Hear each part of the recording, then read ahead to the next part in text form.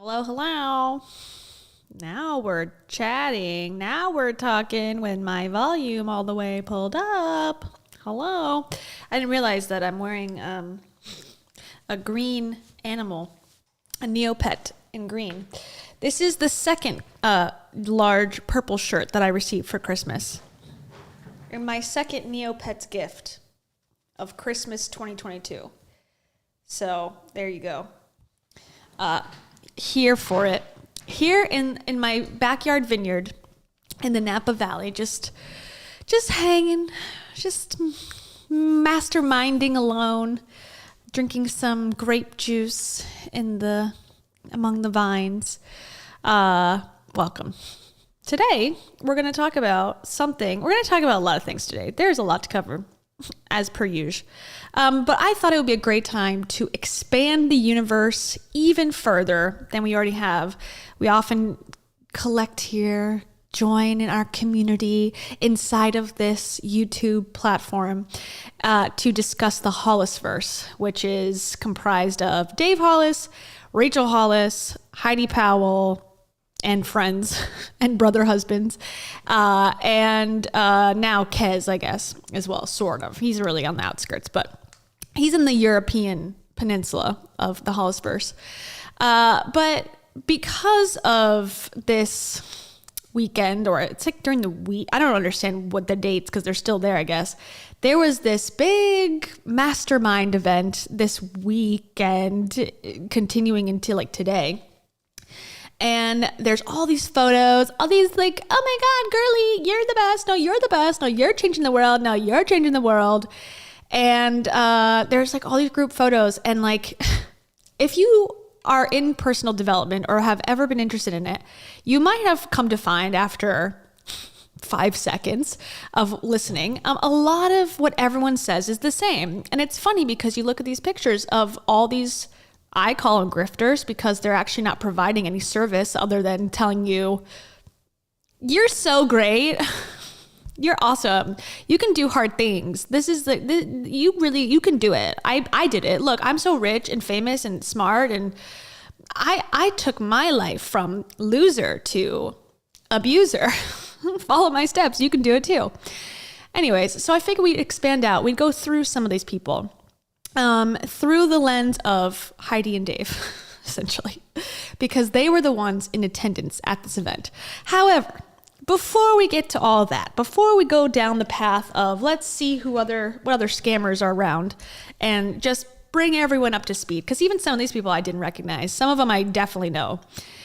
A lot of them have ties to Tony Robbins. Some of them look like they have fake accounts because their following is like 30,000 and they claim to be New York Times bestsellers. And then I look at their actual posts and it's like 2 likes, 1 comment, and it's a bot. So I think it's interesting to go down this rabbit hole and even look at Brendan Bouchard, who seems to be like the grandson of Tony Robbins. If Tony Robbins is the godfather, like the grandpa, I would say Brendan Bouchard is like the son that really wants to be Tony Robbins one day, wants to take over the family business. Now, they're not related in real life, but you get what I'm saying. In the personal development sphere, which, breeds scams and fake motivation. Anyways, but we can't start there until we discuss the elephant in the room. Obviously, last week we had an emergency meeting, an emergency show to talk about Heidi Powell's tell-all, essentially, podcast that was only listened to 300 times about her and Dave actually not being together. However, they spent the weekend together, so it was sort of confusing, but they've always done this where they're like, we're broken up, we're together, we're business partners, we're kissing, our families are traveling together, but we're just friends. Doesn't make, I don't know, whatever. Their business is their business. The fact that they put it online, whatever. They're trying to make that money. But apparently it's officially official that it's over. And there's several reasons as to why that seems to be accurate information. So buckle up, everybody. Oh, I love that sound. What the heck? There you go. That's from Dave. Directly, he's on the line. Okay, so both Dave and Heidi have confirmed now that they are broken up. Now they're, I guess, not even sharing a room. There was speculation that they were sharing a room at this retreat that's going on or just ended in Napa with all the other influencers. But then this morning, Heidi was like saying, and we can look at her Instagram, was like, I'm in my own room. I'm not with anyone else right now. I'm totally alone, 100% alone by myself. So I guess she got her own room at some point. But let's just look at what they're up to today. And then we'll go and look at the announcements, the videos that they both separately made announcing that they broke up. And I also want to say, and it's not my place to say, but I'm going to say it anyways.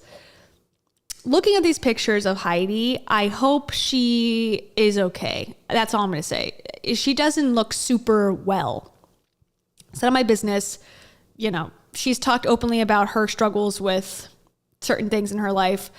I wonder if she's currently going through a struggle like that, because there's some oddities to the outfits and like the way that they are. At least one of them was very oversized. It's almost, and this is something that I did when I was younger, so I'm not projecting it onto her, but it could be a possibility, is that she's almost like, I need help. And you don't want to say those words because it could be embarrassing, but you sort of are showing that you're not okay, just kind of based on your appearance. Now, maybe that's too far, but that was my initial feelings when I saw like her outfit from today and sort of how it looked on her. And again, that's a judgment that I'm passing on to her. Anyway, so let's just see what they're up to right now in real time. As they say, here's our girl, Heidi Powell. She didn't have any posts other than, because of course, every time she starts this 60-day challenge, she's always somewhere. Last time she started it, she was with Dave in LA at a Rams game. Randomly for no reason really, other than like, we're gonna be spontaneous. But like, she's like, oh, this is the hardest thing I do in my life, are these challenges, and they take so much time and my team's time and whatever. So that was last round. This round she's in Napa on a mastermind retreat, so I guess it can't be that hard if you are able to travel and do stuff other than work. But here we go. Okay, wait, this is music, so we're not going to. It says, just wow. Even the rainiest of weeks in Napa are perfect. And they're at Stanley Ranch in Napa, California. I guess we can look up if they have any names. There's like no names for this. Oh, there's our friend, Dave Hollis, best friend Dave in the distance, kind of looking like a nerd. No offense. I mean, obviously there's offense. Some offense. Okay, so she's showing Dave. She's still with Dave. And she's going back to the... Very exciting. Okay, so what else did she post today? This is the outfit that I was like, what the hell is this? I don't know. Are you okay? Like, is everything all right? Day two. Foxy kind. Coming in strong today with this super cozy. Here's the thing. These are like spandex underneath, you guys, but it's like loose ones. And then this nice cozy shirt. I'm going to link it because it's so cute. Like, if I showed up to that, like, I am not, like I always say, I'm no fashionista. I'm wearing a literal Neopets shirt. But if I wore that out in public someday, like, people would be like, are you all right? Like, I don't know. Something about it just gave me weird vibes. Anyway, so day 2 of this thing, and you see, okay, I guess she's playing music. It says, the lyrics are playing. Okay, they got Tom Bilyeu eating some sort of leftovers here, so he's going to be on the docket today. I still don't know how I landed here, but man, am I grateful. Thank you, Dave Hollis, for inviting me into such an incredible room. A couple years in a row now. Okay, I think that says grateful on the board behind them. What else does it say? Struggling? Working? Question mark. Like, this is like, apparently, now I don't know where this information came from, so please let me know. I saw people in the chat too are saying that the number from Reddit. apparently, I don't know the source of this information, so it could be bullshit. I have no idea. But a ticket to this exclusive event was $60,000. Now, this is, I guess, part of like a larger like group, like you're paying for the exclusivity of it all. But $60,000 for, I mean, the people here are rich. Dave is probably on the lower end of richness. I mean, Tom Bilyeu is like a multi-millionaire. Now, he might have lost some of his fortune in the crypto space that he, you know, invested a lot of money in and time in, and now is sort of, I would imagine, got his tail between his legs. But still, I mean, he got a deal of like multiple tens of millions of dollars for Quest. Okay, so who else is here? We got Ed Mylett. I see him there. We got Jamie Kern Lima or whatever, the It Cosmetics girl. Woman, I should say. This guy has a YouTube channel. I've seen his channel. Basically, he takes, and this is the same guy I'm thinking of, he takes like a Rachel Hollis speech and puts, cuts out some parts and puts like motivational music behind it. And that's what he's doing to help the world. Okay, there's Brendan Bouchard. He's the grandson or the father figure here. He's the leader, the true mastermind. This is Jasmine Starr, I believe her name is. I don't know who these people are. Those might be the boss babes. There's Mel Robbins. There's Heidi. Maybe Amy Porterfield. I think this is Lisa Bilyeu. We got Lewis Howes. I think this guy's name is simply Craig. I'm not sure who he is. I didn't recognize him. I don't know who this guy is. And then there were some like girlfriend wives invited. So I guess that's how Heidi got to be there too, because a couple of them I saw their tags and they are not public figures as far as I know. Welcome, Rachel. Thank you. Hopefully it's not Rachel Hollis. Hey, Rachel H. Incognito. Don't know who that guy is. Don't know who these people are. And there's Jay Shetty and Trent Shelton. No, that's the name. Trent something. He did like Rachel Hollis events a couple times, even most recently, the one that was in Austin. Okay, so that's like a little preview. And then we got Just Pinch Me. So much gratitude for these days spent here in Napa. Not sure how I got to this place. Why does she keep saying that? You took a plane. I'm assuming they took a private plane at some point. So I guess the crew, I'm assuming, was, you know, supposed to meet in LA. So fly to LAX and then they get on a plane to go to Napa. So they can all take the pics inside of the private jet so they look even more successful as a group. She keeps saying, I don't know how I got here. It's like, find an adult and ask them for help. Like, what's going on here? How come you don't know? Didn't Dave pay for you, or didn't you pay for this? And aren't these your peers? Like, what's going on? Why don't you know how you got here? Just Pinch Me. So much gratitude for these days spent here in Napa. Not sure how I got to this place, but I'm thanking the man upstairs for it. That is for sure. This is a 1-floor building, Heidi. Just kidding. Okay. I don't think I've ever been in a more vulnerable room of pure-hearted people. Yeah. Okay. Yeah. Lewis Howes is one of the most vulnerable, pure-hearted people in the world. And so is Ed Mylett. All right. Give me a break. These people want your money. That's what they're doing. They are here scheming a way to take your money from you and provide you the smallest amount of ROI. Like, can I record on Zoom and tell them about my ski trip? Will that be worth $10,000? Yes. Yeah, that's the vibes I'm getting in this room. Like, yeah, what a great idea, babe. Yes, you can just talk about your sandwich from this morning and people will get value. That's so valuable to the dumbasses of the world. Anyways, I don't think I've ever been in a more vulnerable room of pure-hearted people, all on a mission to serve others and do good in the world, beginning and mostly in our homes. Yeah, in our multi-million-dollar mansions. That's where all of humanity's greatest achievements are started, in Malibu, I'm sure. all here to truly help one another too. Some of the best humans I've ever met. Brendan Bouchard, I am forever grateful for your kindness and generosity. And I see them right there. There's Dave, and I think Heidi is sitting next to him. So they in the group photo that I'm going to show in a second, they are not standing next to each other. So they must have had a little fighty poo.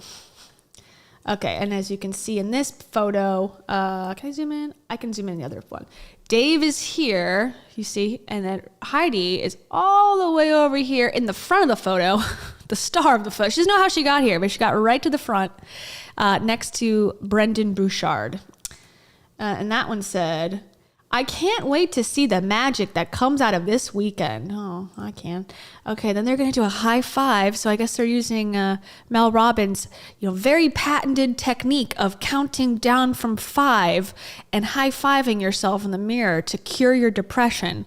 So we're going to do that as a group, okay? It's very exciting, very, very proprietary information here. Hey. Instagram's got Hey, what's the word? This is so helpful to everyone in the world.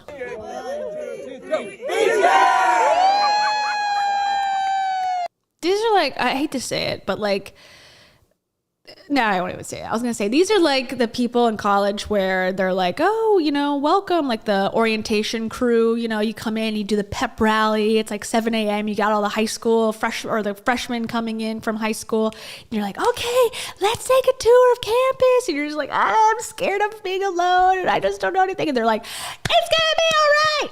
And it's like, that's great. That's energy that I think is necessary. But these people, instead of helping you get into college, they're just like going to, scam you out of money. Okay, and this is one we already saw. So, and then you saw Dave in the background.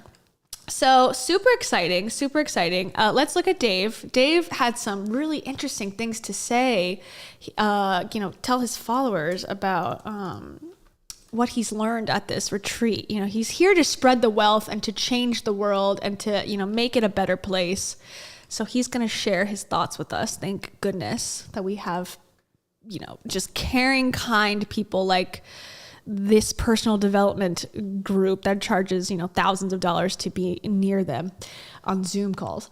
Okay. Nothing really on his feed. Here he is. Let's go back. Okay, so he love these two. 2023, better be ready.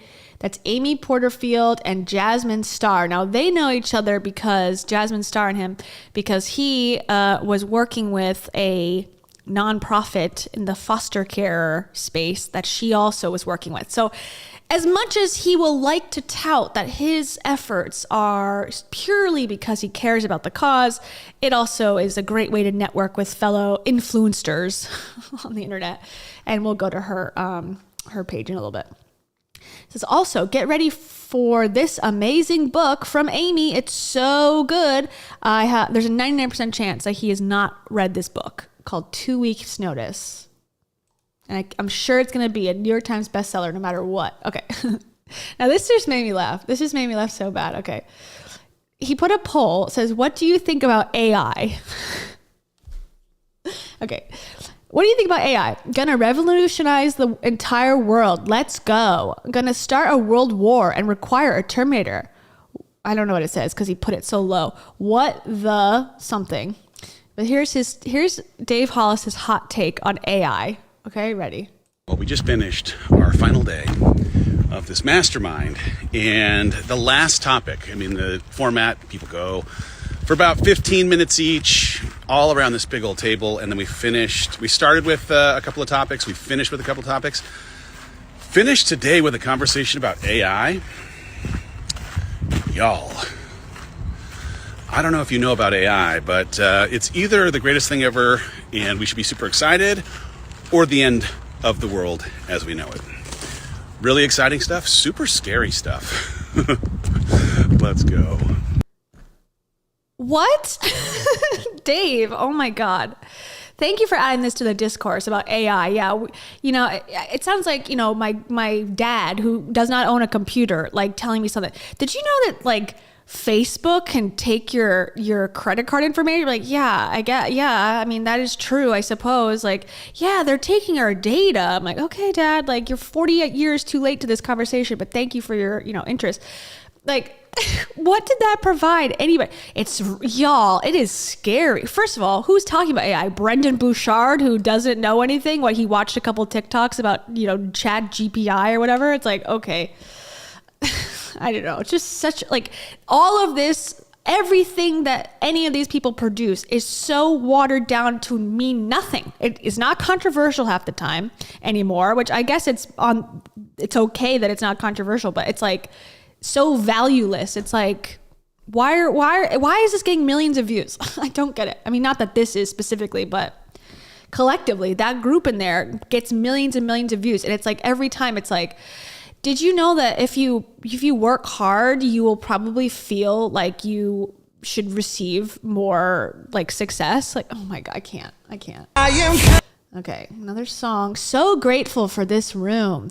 These are some of the best people anyone could ever know. They're so overdramatic too. Like every person that I was posting about everybody, it's the best person, the most caring, the most heartfelt, the most tears, the most everything. And it's every single time. So next year it's going to be, this is the most incredible. It's like, do you expect us to believe this? Really? Do you really expect us to believe this? You can ever know. I'm so thankful to every single one of them for what they do and for the way they pour into me in my life. What? I don't know, so pour into me. Didn't you pay $60,000 to be here?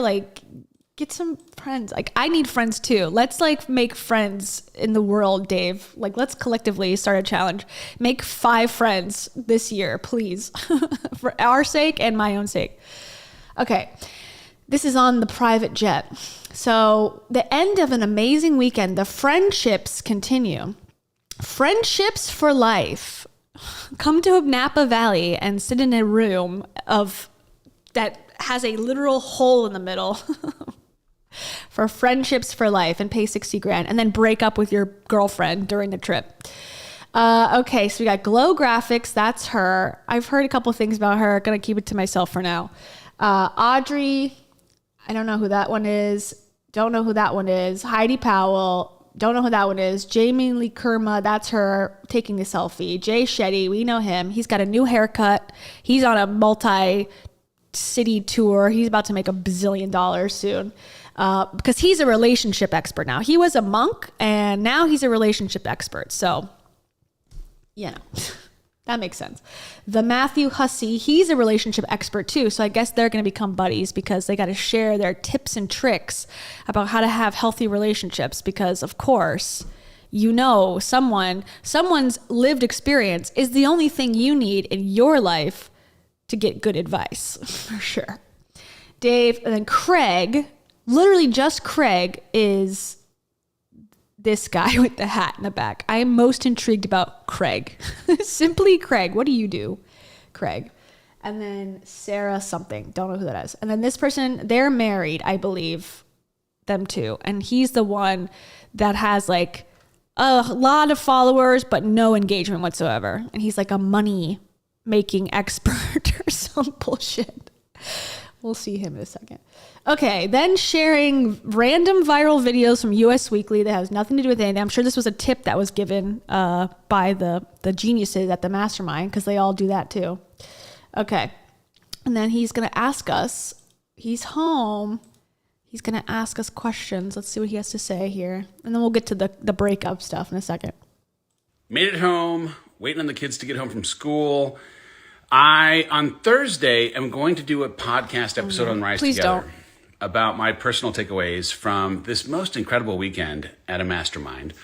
But I'm interested in also answering any questions that you might have in the episode about what a mastermind is, anything that you are curious about, because the power of getting people together to normalize your struggle, to encourage you to keep going, to share their insights of where they made a mistake and learned from it so that you don't have to actually make the mistake and learn from it. It's so good. So let me know right here, what are your questions about masterminding? I'm going to answer every single one of them on the next episode of the Rise Together podcast. These people really think that them going on a luxury vacation, them going to a networking event is beneficial to like us plebes. Like, it's not beneficial. It might have been good for you to meet these people and hobnob with like fellow, grifters, but what could we possibly learn from it? AI is scary but exciting. Like, I'm good. Thank you. We have assumed our positions on the couch. Oh, God. Okay. More exploitation. Okay, we're back to exploiting our children. Good job, Dave. You took a 2-second break from that by going on a mastermind, and now you're back at it. Cool. All right. Also, let me just say, I am aware that Dave allegedly is on Hinge in Austin, Texas. Now, whether that's real or not, I have no idea. Welcome, Val. I don't know if the profile is real. I don't know if I believe it's really on Hinge in Austin because people on Reddit were posting, multiple people are like, I set it to my location, I see it. So I tend to believe that. I could be lies, who knows? However, there is no confirmation that it's actually him. Someone could have, saw the breakup post that he had made, him and Heidi both made, and made a fake account just to like troll him. Some of the pictures look like they are private photo, like not private, like, ooh, scandalous, but like photos that I haven't seen on his Instagram necessarily. But then again, I don't have as much of a visual memory of his Instagram than I do like Rachel's. So I don't know. They could have been from like before times. But I guess like some of the pictures, he has like his new teeth. So I guess they are new. I don't know. I'm going to err on the side of, even if it is real, I'm going to err on the side of like, that's his private business. It's not part of his public persona, a dating app. But I guess if it is real, he did not make the cut, or maybe he's on multiple apps. Who knows if it is real? Because Rachel Hollis, his ex-wife, she didn't bother with Hinge. She went straight to the top, baby. She went to Raya and met her boo thing there. So I guess she's better than Dave. Unfollow me. I'm sure she thinks that every day. Anyways, so I'm not going to show the pictures. If you are interested, there are photos of it on Reddit, on Hollis Uncensored. But, I don't want to get too far gone into like the private gossip world. I mean, I'm pretty far deep into it, but I don't want to get even deeper. I feel like that's just crossing the line. They put it on their Instagram, then it's fair game. But if it's on an app that, whatever, I just feel like, okay, let people have their privacy to a point. Okay, here is, this is during the mastermind, and this is what he had to say about breaking up. Also, I got a lot of DMs asking questions about Heidi and I. We're not together, but she did a super eloquent job of actually explaining all of it. And so I'm just going to repost what she put up. I love this woman. It's not for lack of love. I have had an experience unlike anything I could have ever imagined in a relationship with her. And we both need some time to go on a growth journey of our own and spend more time with our kids and our family in our respective states. So there you go. Thank you for all the thoughts, all the kind notes. I appreciate it all. He doesn't appear like he appreciates it very much. And I don't blame him. I guess like if, it's his choice to put and monetize his relationship online. So that's on him. But I'm sure that does not feel good to get it, people asking constantly about, and even probably his fans, like people who are not snarking on him necessarily, but his actual fans who want to see him succeed with Heidi, pestering him all day when they are probably broken up. But it's just like, this is why you don't do this. Here's the lesson. Don't do this. Don't put your shit online and make money from it and like start a fitness challenge with your silhouettes as the logos if you've only been dating for a very short time. Don't buy houses for people you barely know. Don't integrate your children immediately and put it on the internet. Like, social media 101. Don't do this. These are the repercussions that we're seeing in real time, folks. Thank you, Mai. Mai says, I visited Austin this weekend. I did not spot any grooves, but I did see a lot of wide brim hats. Yes, dumb, stupid hats, a la SNL. I've heard of this. I haven't watched the full segment, but I've seen it on TikTok. That's cool. Well, I hope Austin was fun. I like Austin. I've been several times to Austin, but more so before it became the new LA. And I really enjoyed it. The tacos are the best. And for that I say, Vacation labia. I hope you had a great vacation labia. And also, what else can I got a new one. I love selling stuff online. That one's the exclusive new one for Mai. Thank you very much. Okay, here's Heidi's take. Okay, so this is just he's like, you know what? What I have to say is what Heidi said. I say yes, great. And here she is. And now the question of the year, one more thing I want to address because my inbox, my DM. So again, kind of pushing the blame off of her. Like, I'm not bringing this up. You guys are asking and pestering me, which I'm sure they are. But at the same time, it's like, you've brought this on yourself, people. Be real. Okay. One more thing I want to address, because my inbox, my DMs are full of this question right now. And I know it's a topic I haven't really talked about much because I am learning that relationship is but also we are both aware enough to know that the challenges that distance bring into a relationship. Okay, well, I got to go back and watch her take. Okay, that's a little teaser. That's a little preview for you of what she had to say, which is already sort of going off the rails. But first, I want to say thank you to These Music. I think it's These, not Thesis. That was my first pronunciation, but I think it's These Music. Thank you. So glad you're live tonight, unpacking from a stressful move, and glad to have y'all around. Well, welcome, as Dave Ramsey would say. Their building's bigger than yours, and their furniture's nicer than yours. That's what he says when you're moving around. Did you move to Austin, Texas by chance? Are you going to buy a wide-brimmed hat as well? If so, let us know in the comments below. And this is for you. This is all the good vibes for your move. I hope your unpacking goes well. The mango frequency. And I hope that you have 17 quantum blocks in your house to get rid of all of the negative energy from wherever. The knife stabbing pain in my eyes went away. I hope the knife stabbing pain in your eyes went away as well. Thesis Music, thank you. Okay, let's go to the other one. Okay, the full tea from High Tea. That should be her podcast. One thing I want to address. High Tea with Heidi. Okay, here we go. This is what she wants to address with us because the fans want to know. One more thing I want to address, because my inbox, my DMs are full of this question right now. And I know it's a topic I haven't really talked about much because I am learning that relationship. Just remember, she did a literal 55-minute podcast not 3 weeks ago about this exact topic, essentially, and talked all about Dave and their issues and whatever. She does talk about this quite a bit in her life publicly. Is a thing that I'll probably not put on social media as much from here on out. Dave and I are not together. I will address this because there were so many of you guys invested in our relationship and caring, and it's not because we don't love each other, because we do. But circumstances with distance are difficult, and we both over the last month or so decided that it is best for us to remain good friends, really, really good friends. He is my best friend because I've spent so much time with him and his family, and me and my family.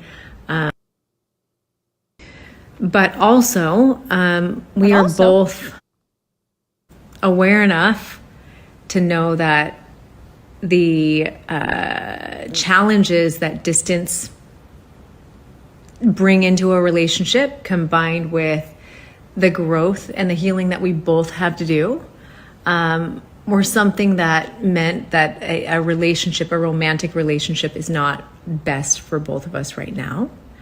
And I have avoided it, so I figured I'd come out and just tell you. So there's no question there, but he really, truly has the biggest heart. is still the kindest person to me on the planet. And I'm so grateful for the friends that we are and will always be.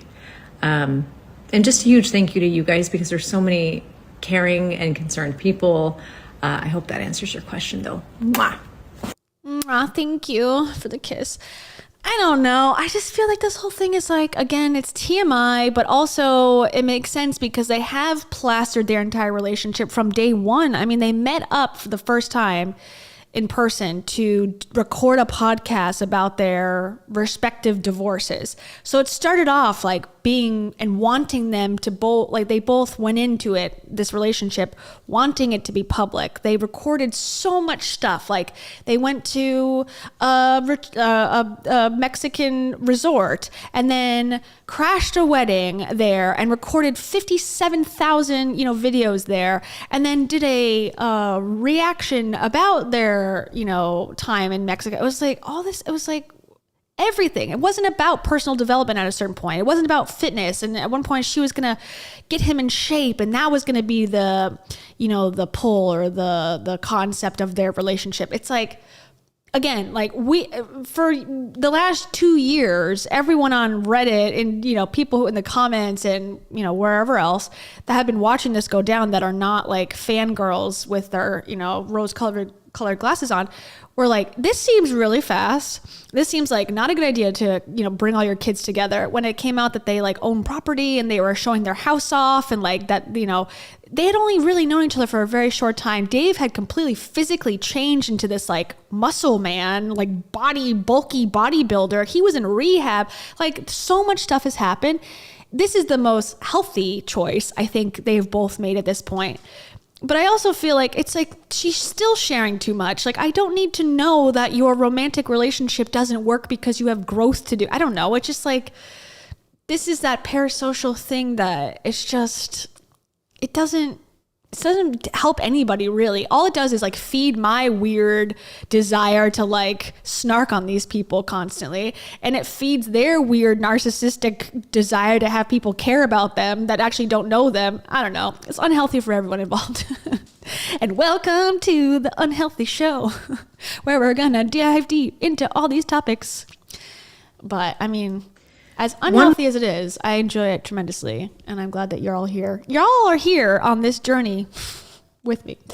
Okay, so that is the biggest stuff. And now we're going to go through some of the photos of more. There are more Heidi and Dave photos in the sense of like they're part of this group. But I want to start going through some of these people as well. It's like who they are. Let's just get a handle on everybody, and then we can expand the universe and snark on more people so it doesn't feel as targeted at one point. That's my goal at some point, for it to be more fair. But these are my faves. These are like my comfort snarks. Okay, so we already showed this one. Let's see. All right, this is the one that we can zoom in on. We can go through everybody. And we see our girl Heidi right in the middle. Okay, that outfit, once again, don't understand. It's giving taking a break in the yard and not the yard in your house, like the prison yard. That is the vibe I'm getting with this outfit. I don't understand it, and the legs are concerning me. Okay, we got Jenna Kutcher. She is not to be confused with this woman who's wearing a very similar outfit. This person, don't know. Lisa Bilyeu. This is one of the Boss Babe girls. This is a YouTuber. This is Heidi. This is Brendan Bouchard. Don't know. Randy Garn. This guy. So I don't know. You can't see my cursor, can you? This guy. So I'll put my face over him. He's the one that was Dave Hollis's triathlon trainer, but apparently he's a life coach who just happens to do triathlons. But that's him. And then next to him is the Jamie, I keep saying her name wrong, but Jamie Lean Kern, who's the It Cosmetics woman. Then there's Ed Mylett, who, has his mansion on the beach, and he interviews other scammers, and he talks about his father. Here's a story, and Camellia did a video about it, so if you have time and you want to go to her page, She did a whole thing about him, but basically he tells a story where his dad was like on his deathbed, and his last final wish was for Ed to like make a lot of money and to sell a lot of courses and books and stuff. And it was like, really? Like, you're going to tell that people are, he talks at a lot of MLM conferences. So that was his motivational speech, that like, my dad wanted me to be a good sales guy. So like, buy my stuff. I don't know. That was the gist.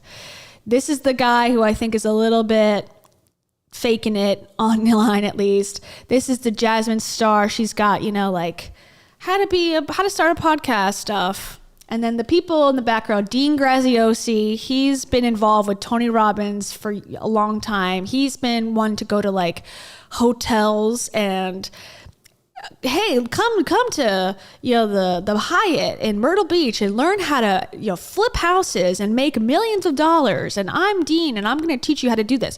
And he's all up in the in some sort of relationship, not like romantically, but mentorship. Apparently, allegedly, I don't buy it for a second, with Jenna Kutcher over here.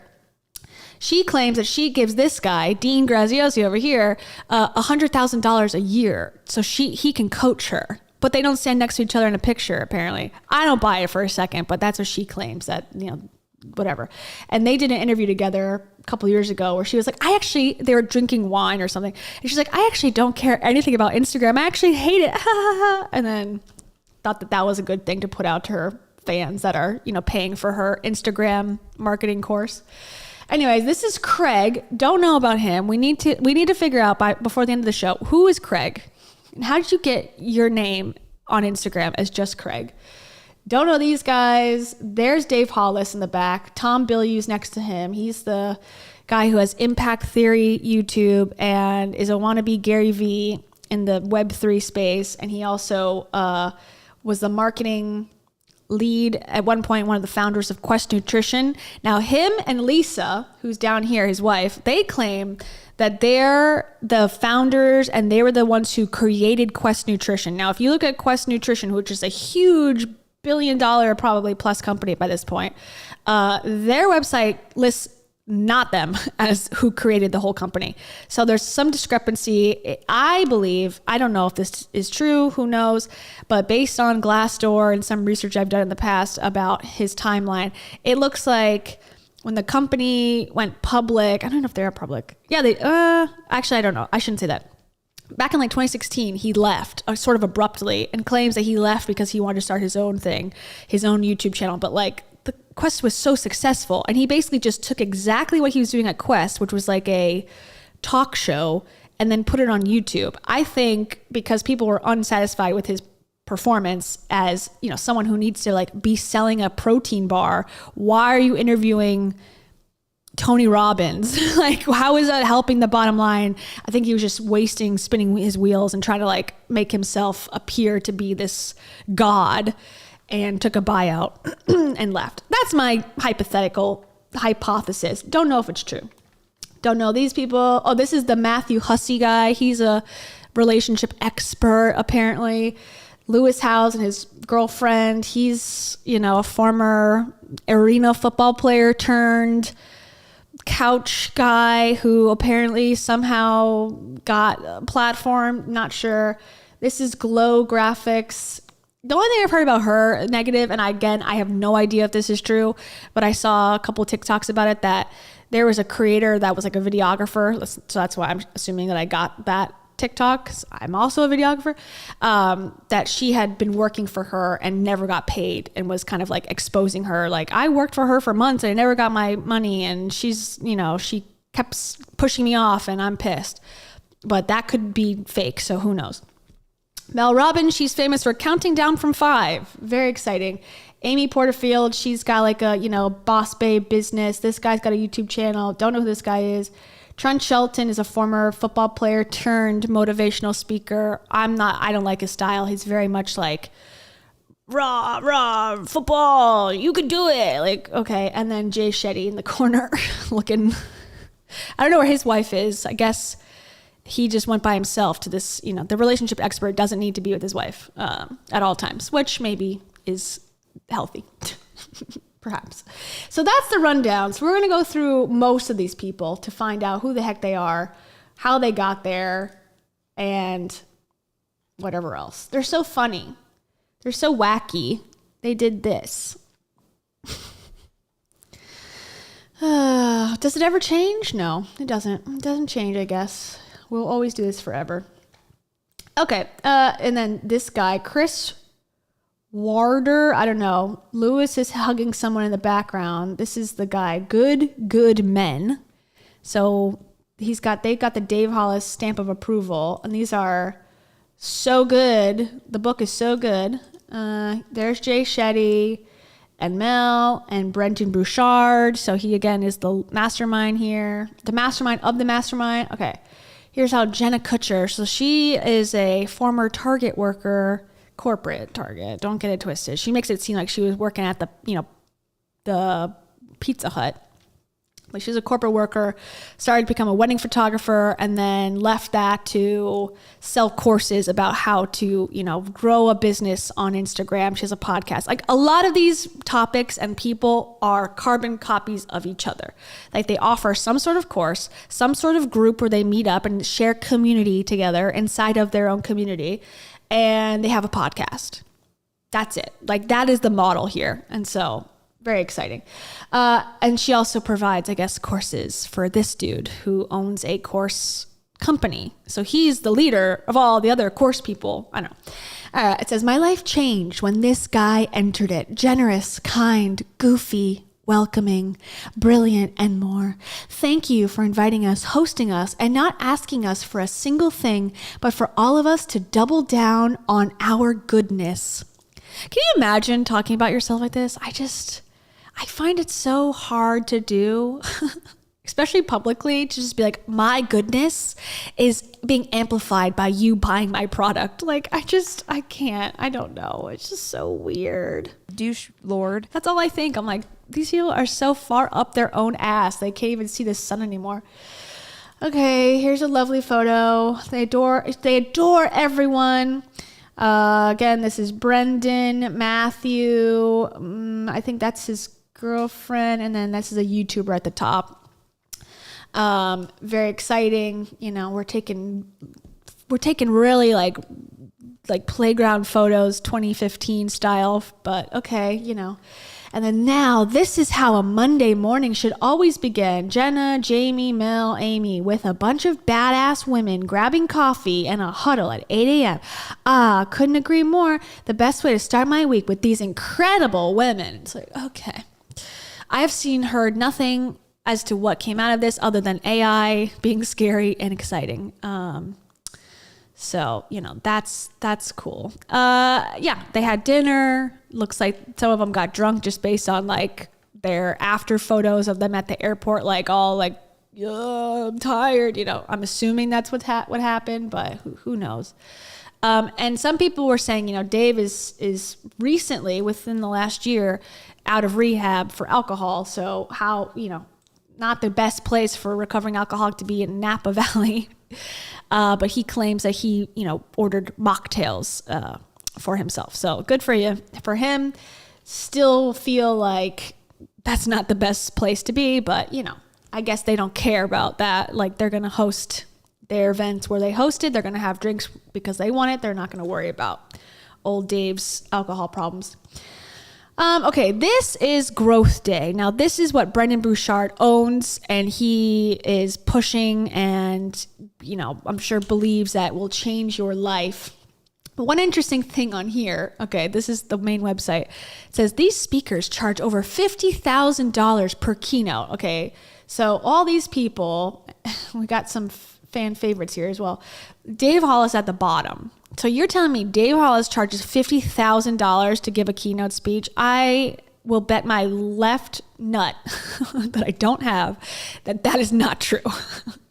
I think he would speak for free. I think he would pay $50,000 to have an audience to speak to be quite honest. No, that's just mine. And then, okay, all these people he lists. The only one that's not like underlined is Dave Hollis. I don't know what the underlining means. If that means that they are live or on demand every week, that's what you get if you're underlined, or if that means that you get paid $50,000. But he is the only one targeted, and he is the last one on the bunch to be on this collage. But this one here, you see, this is Dr. Amen, the brain doctor, who will give you a brain scan to tell you that it's a rainbow color inside your brain for $5,000. And the rest I've already talked about so far, but interesting. And you can sign up for this wonderful coaching with all these people who apparently learn from each other and have the same things to say to each other. It's starts at $4.16, or that's starters. You get the tools only, whatever that means. Or you can pay $500 a year or $41.66 a month for all the access. You can get Dave Hollis on demand, apparently. No, I guess not. But you can learn from Dave Hollis, an expert in the field of what? Parenting at one point. He was literally the expert in parenting. So the man who claims to be a single dad, well, meanwhile, has a ex-wife who co-parents and nannies, several nannies from what I've heard. But, single dad, yeah, that makes sense. That's real. Okay, so let's start going through this list. Shall we? Let's take a collective clear before we start. Clear. And now the energy is saged and ready for us to begin. Okay, so Jenna Kutcher, here we go. She's got 1 million followers. She was the one in the tan outfit, okay, in the full tan on the right-hand side of that picture. Actually, let me just get that picture pulled up because that was the perfect one, the group shot of all of them standing together. Yeah, here we go. Thanks, Dave, for providing this photo for us. She is the one right here in the corner with the white or the tan skirt and the pearls. Okay, so what does she have to say? To the Northland, had to get out. Wait, go back. Let's see. Okay, she's so changed. She's so incredible. Just two girls deeply regretting the fact that they thought booking a red eye was a good idea. No one I'd rather make bad decisions with. Okay, cool. Versions of yourself, the one who thinks something. Ever have like two versions of yourself, the one who thinks something is a good idea and then the one who knows that it's not a good idea. My flight leaves here at 12:40 a.m., which Central Standard is 2:40 a.m. For reference, I generally go to sleep at 9 p.m. The thing about her, I mean, she's like pretty boring. She's like the new Rachel Hollis wannabe, but just less exciting. She speaks at she's recently spoke at doTERRA. I think she might be going to Monet. Like she's on the, the MLM train right now. She just wrote a book called Is Everything Really Okay? And she made a couple references to like, my biggest thing in my life is that I want to make pancakes with my kids. So I don't know if that was a slapback, callback to a Dave Hollis a la Pancake Gate or what, but she's just a boring person that promises you the world. And she's like, I'm just a normal girl. I'm just a mac and cheese loving girl, but then uses all these sort of slimy tactics to try to get you to buy all the stuff. And she's a mastermind herself. That's like, I think it's like $20,000 to go. I don't know. It's just like, not my cup of tea. It's like, oh, wow, this is such relatable content. I'm a total vibe right now. If you see me, please say hi. Okay, it's just like, I don't know. Is this exciting? I guess I could do this to anyone's Instagram and be like, I don't care. But I just really, something about like the self-help space. Like this is, you're saying that you're helping people with their life and their mental health and you're changing the world. And like, this is what it is. It's just like, can you take a look in the mirror and like actually be realistic with yourself? Like you're actually just here profiting and making money for it. Like that's what you're doing. Like stop saying this. Oh, we're changing the world. Like, no, you're not. Rethinking many of my life decisions, but thankful for zero shame in being that human sleeping on an airport bench. I need to sanitize my body, but hey, one more flight and I'm closer. Get back to the Northland. Had to get out that old snow scraper to clean off the Jeep. But I had a very exciting pit stop when I landed, which was to go check on the progress of our home build. I've actually not been in the house since Christmas, and it is looking amazing. We actually get to move in next week, so they are on the final stages of everything, and it's honestly unreal. I am so excited about it. What I'm not excited about is that now I have a 2.5 hour drive to get back to Drew and the girls. But I've got a good audiobook, some podcasts, and a couple phone calls. You're going to do all that in 2 hours? You're going to listen to an audiobook, a couple podcasts, and some phone calls? It's not a 2-day trip. So I don't know. I'm excited. It was a really fun stop. I'll share. Like, she's beige. She's just a beige I'm sorry. I know this is being mean, but like, what? So boring. A sneak peek, and maybe I'll share more later. But you might just have to wait. Oh, I have to wait to see the inside of your house renovations? I don't give a fuck. Like, what is it? I hate social media. I hate it. I can't do this anymore. I can't. You have to wait and see the inside of my multi-million-dollar house that I made by making dumbass courses about Instagram that no longer are relevant because it changes every fucking second. Okay, sneak peek of the girls' bathroom. So one big takeaway, I was just with a lot of friends who have been through the process of building a home. All my rich friends. Yeah, Shetty went and bought a $12 million mansion in LA, so he's probably got some things to tell you. It's just like, I don't know. This is the new relatability. Like, just be rich and talk to a camera as if you know somebody, and that's the content. And every time we tell somebody like we've been building a home, we're about to move in, they're always like, oh, how was it? Oh, that sounds like a lot of work. Oh, you have housing? Ugh. Gross. You own a home? Pfft. We live in the metaverse. That's the future. And I'm so excited to share that on the podcast yesterday, I actually talked to our amazing home builder, who is a friend of mine from high school, who has built an incredible business and who has given us an incredible experience. And so if you have not listened to yesterday's episode of the I'm sure that she got some sort of discount for that. Like, I'll put your business on my podcast if you build my house for cheaper. I'm sure that was a Dean Graziosi mentor suggestion there. It's like, what? I'm going to listen to your house builder talk about their business on your podcast about marketing? Like, what? I don't get it. I don't get it. What is going on? Is this what they taught you at Mastermind? Napa Mastermind 2023? LCV.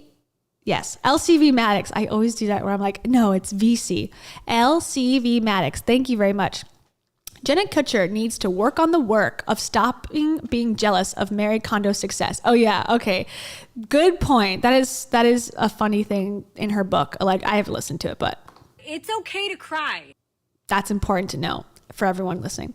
Yeah, Jenna Kutcher in her book, apparently she references Marie Kondo like several times, basically saying like, that lady doesn't know what's going on, or like something in the vein of, and actually Camellia did a video about this book too that she wrote, but it was just sort of like saying like, well, Marie Kondo may think she knows, but no, she doesn't know, or something like, just like a little bit petty. A couple of times she brought her name up as if like, and so did Shetty in his book, his first one, Think Like a Monk. He also threw shade at Marie Kondo. I don't know why that she's like a target for these people, because she actually has some sort of like helpful tips for people.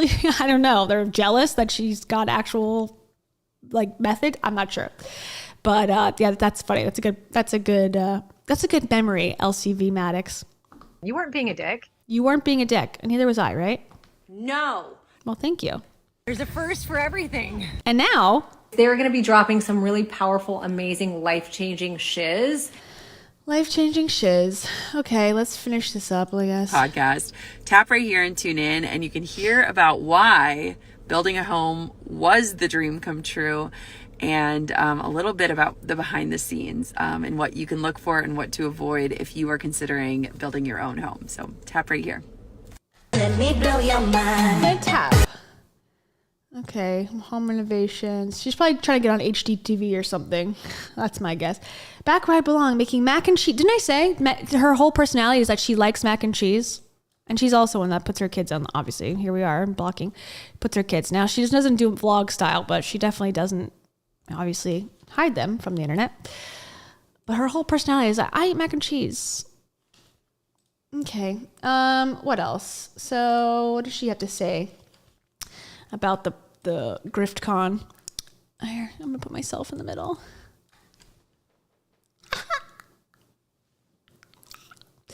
Where are my girls at? I can't express how important it is to not move through life alone. This journey isn't meant to be a solo expedition. So grateful to be in the presence of these incredible souls and a million more. For a few days to dream, share, brainstorm, and laugh. Who are your besties on the journey? Tag them below and get a date on the calendar to gather. Cool.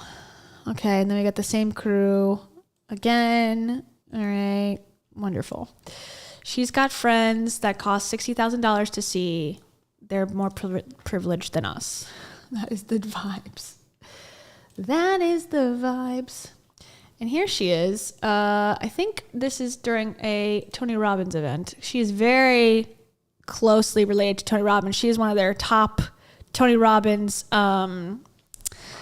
what do you call it? Well, if she was, I don't know if she still is anymore, but what do you call it? The referral people, the people who like the affiliate. She was like an affiliate for Tony, and she would always promote his stuff, you know, whether it's good for them or not. She doesn't care. She's getting a cut of the money for it. So that's Jenna Kutcher. Not that exciting of a person. I believe she had a scandal back a couple years ago where she was taking a lot of photos in the Dominican Republic of her with the residents there, and she was, you know, saving them, essentially, that saviorship stuff.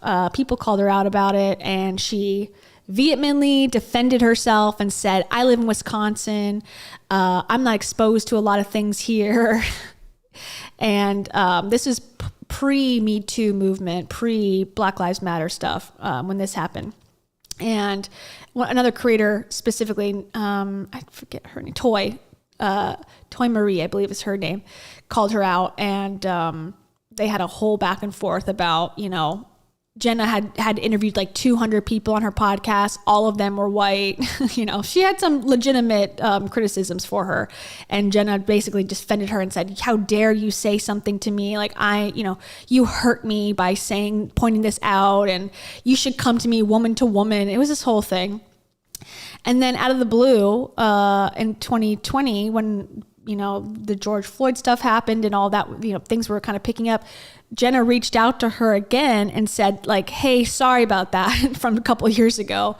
Didn't mean to cause anything. So I guess it was on her mind that she did not want to be canceled, you know, later. And really, she didn't get canceled. She survived the scandal. She moved forward. She wrote her book, which is now, of course, a New York Times bestseller.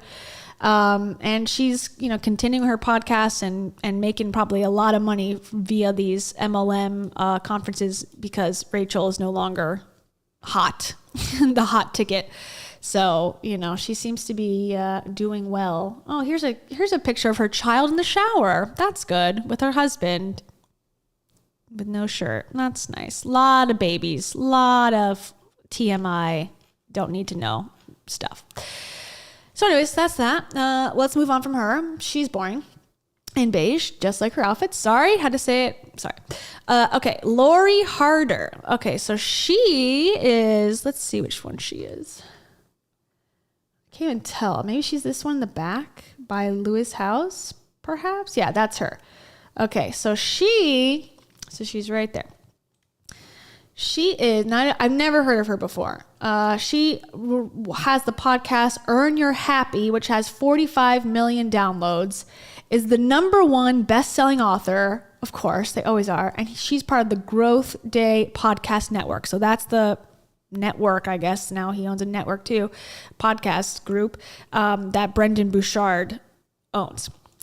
So, and she also is the founder of Drink Light Pink podcast. Wait, Lori Harder, founder, Drink Light Pink podcast host, Earn Your Happy at Drink Light Pink, founder, CEO. I don't know what that is, but let's watch a couple things from her just to see who she is. experience, whether it's up here being nervous or putting something out that's total shit, like that's actually really important because somebody is watching you and saying, hey, she put that piece of shit out there, I can too. In order to get up here, I have had to find the place where if I pass out, throw up, or fall, I accept it. Because sometimes I come to New York and I feel like it's very proper here. And I feel like people here are really perfect. And I swear to God, I get more nervous here because I'm like, oh my God, like maybe I'm not good enough. Like maybe I should be like way more perfect. But I don't think that we can do anything with that attitude. I think it's crippling. I think that we all want to connect over the very human experience. And that's what today is about. My intention for today is to have you create a life that you can't hide from. Your experience, whether it's... Okay, that was a whole lot of nothing. Says your experience is important as opposed to it not being important, my experience. Okay. Find the place where even if the worst of the worst happens, you accept it. As opposed to what? Reject it? I reject this. Okay. Thanks so much to Jen and Chris for having me speak at Unfair Advantage. I won't say, never mind. Okay, whatever. All right, that's that. Okay, so that's exciting. She has 230,000 followers. I can't really tell what she's about. I don't know what drink light pink is, but these seem to be pretty basic things. Okay, here's her with Brendan. My energy affects my wife. I want to be good energy. My energy. Wait, he has a wife? I don't know why I thought he was gay. I'm sorry. I don't know why I thought that. He has a wife. Interesting. Okay. Affects my team. I want to be good energy. My energy makes an impact on people, positive or negative. I want it to be good. I had the blessing of working with Oprah, as you know. And one of the craziest things she told me, and she talks about now about this story, that she had gone into a waiting room for an interview or something. And there was a sign that said, please be responsible for the energy you bring into this space. Oh, and man. Can I get that sign? Yeah. Be responsible for the energy you bring. She's not really adding much value to this experience of me watching this interaction, but okay. Into this space. That is a mind-bending idea, just like the power plant doesn't have energy to generate. You choose to generate the energy of your life. You choose to generate your happiness. You choose to generate enthusiasm. You choose to generate excitement. You choose to generate love. See, most people are like, I wish I had love. It's like, well, choose joy, choose energy. Very unique topic, very new concept. Thank you. Well, generate some. I wish I was enthusiastic as you, Brendan. Well, okay, sit down and think about the things that you can get excited about today or in the future. You have to do the work to generate the energy. But when you do, it's just a whole other level of life experience. Earn your happy. As opposed to what? Get it for free? If I have the chance to get happy for free, I am not going to say, no, I need to earn it. I need to earn it. Oh, here's another. Okay, so I'm just showing you that they're all connected, right? Okay, so they're at the mastermind. The comments here, okay, that I would just my energy effect is Jenna Kutcher. Love this. Okay, so there she is. Here's Lisa Bilyeu, who was at this mastermind. And this is also, okay, again, going back to she's got 230,000 followers, right? This video that's not that old has 101 likes. Something's going on. She either have really, like, you had one viral post and no one ever went to your page again, or you're buying your followers so you look more successful than you actually are. Lisa Bilyeu's comment. Love this discussion, homie. Thanks for having me. What up, homie? Mic drop, homie. Is anyone going to tell her like that she shouldn't probably say that anymore, or like ever, or no? So we're just going to all allow it. Okay, all right. Had to, from the very, very first get-go, is agree. The goal is for the business to succeed. This isn't about ego. If that means that my role is by working underneath him, then that's what I need to do. And you have to have that discussion ahead of time. Now, what does that actually look like? Poor you Lisa. have to define roles. Now, because Tom was officially my boss at the time, as I was growing into the department, I didn't really know what I was doing. So in those moments where I didn't feel equipped and the department was growing too quickly, I turned to Tom and I was very honest. And I said, because our goal is to succeed, you have my permission to be honest with me. If I'm not fulfilling my role, you have my permission to either fire me, hire above me, or demote me. I needed him to know that no way in any shape or form that my ego was going to come before the company. These are like nepotism babies explaining like that their dads can fire them. Like, Dad, if I don't do a good job, you're allowed to fire me. It's like, yeah, this is a job. You're not qualified to be here, but you know, whatever. I own the company. You can stay. Okay, that's a side note. But yeah, again, she doesn't really, Lori's kind of quiet. Interesting. Okay, so it seems like, oh God, that's terrifying. Okay, so she seems to be the Seth Godin, like, okay, 186 likes. Yeah, she just seems to like talk to people about their shtick, you know, like, oh, what are you selling? What's your story? Whatever. Like, okay, let me pick another one. Just a random one.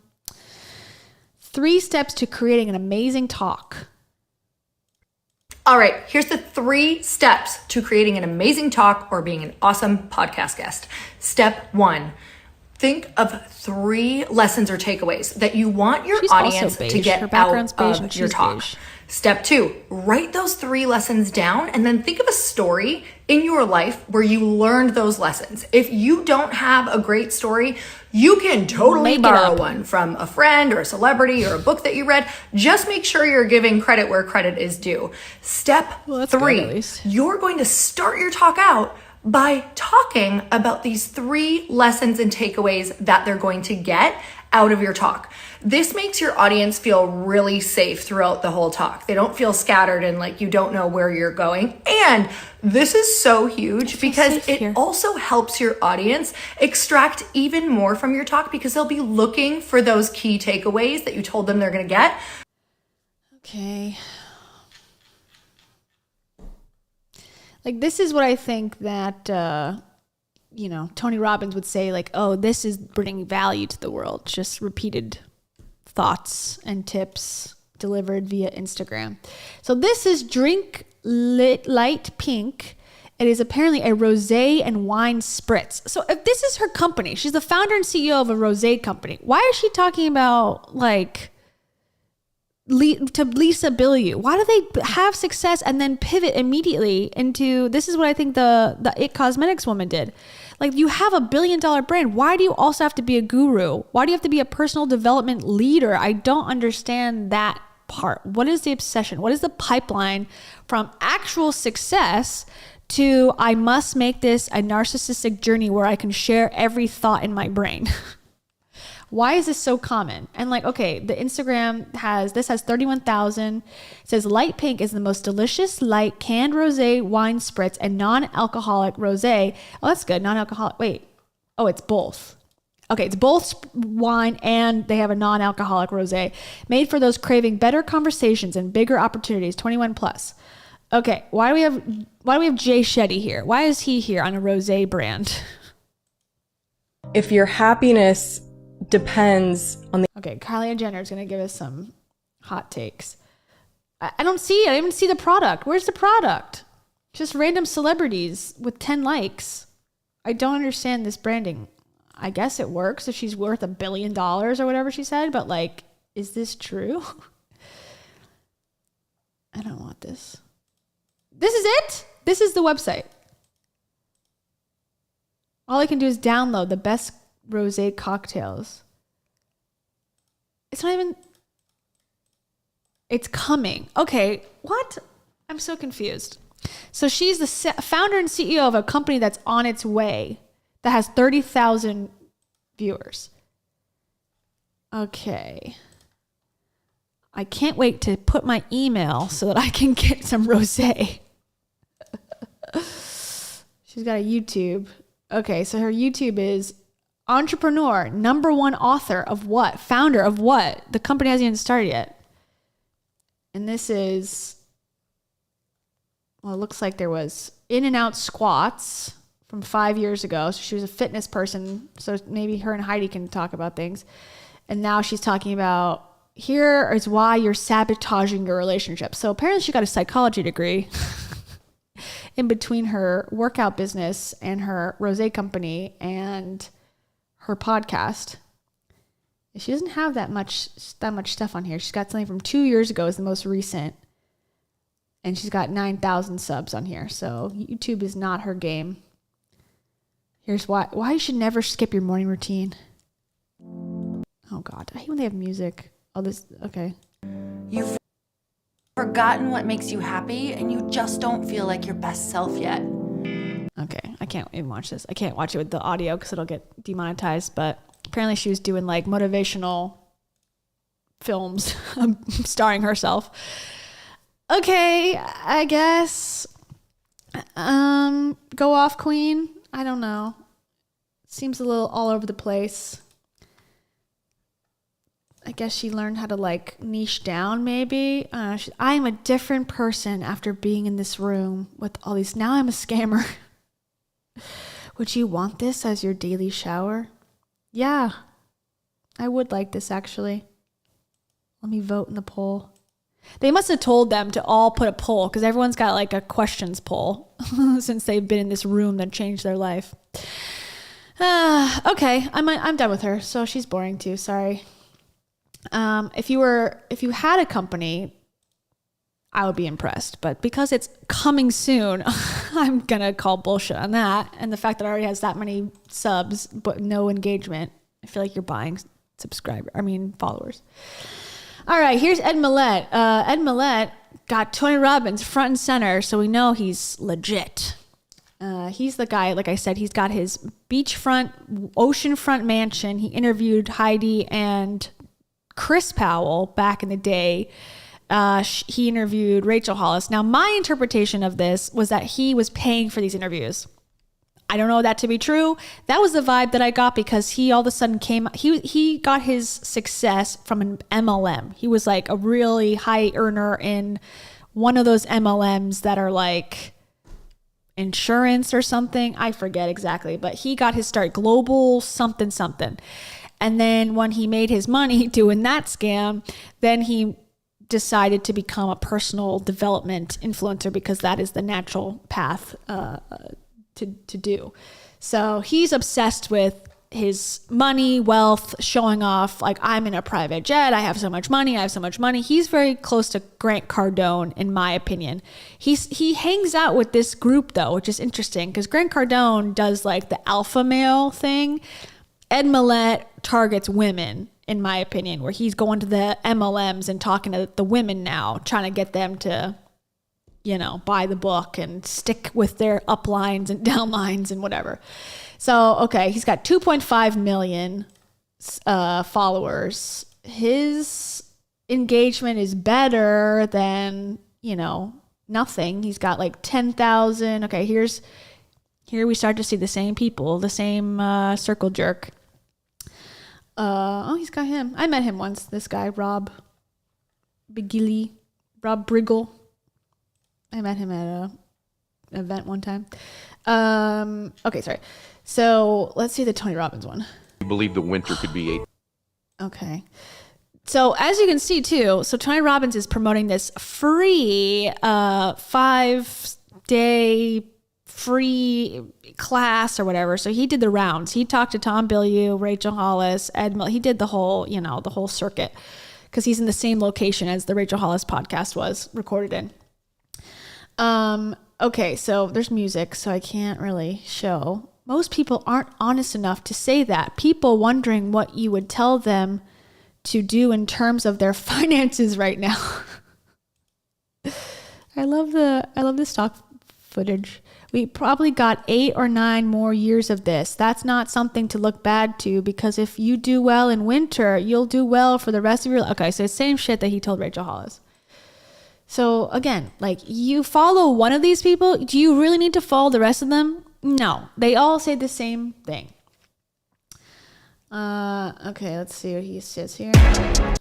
Max out your life, over 1 million sold. Now he gives these away at MLM events. So sold may be a strong word. And he's giving away free downloads of his audiobook. So I'm sure he can add that free giveaway as part of his, sales pitch.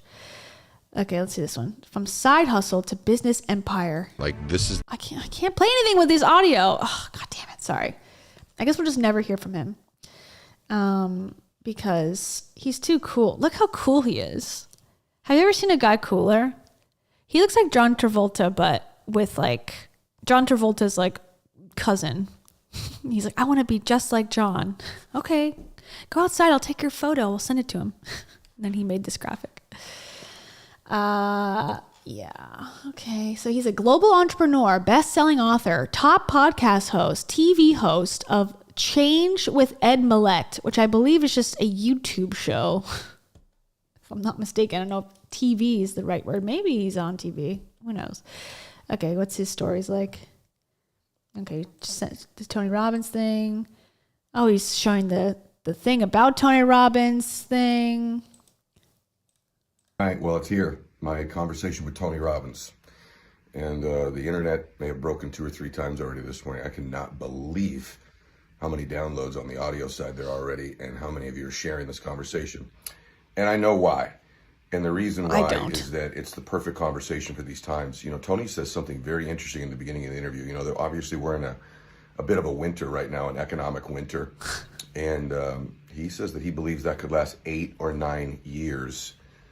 Yeah, he wants to get really afraid so that you join this thing today. And then while you're there, he'd be like, just join my courses for the next 8 to 9 years to keep you safe while the economy revs up again. And that really grabbed my attention the first minute of the interview when he said that. And so based on that, we went very tactical, very strategic, a lot of very detailed information about what you can be doing to not just survive, but thrive during what could be a difficult time for so many people who don't have those strategies or tactics. And it may last longer than we think. So you're going to absolutely be blown away. Click the link and share it today. You believe the winter could be... Saddest music of all time. Well, he really is another one, S in the D of Tony. Like, what? I don't know.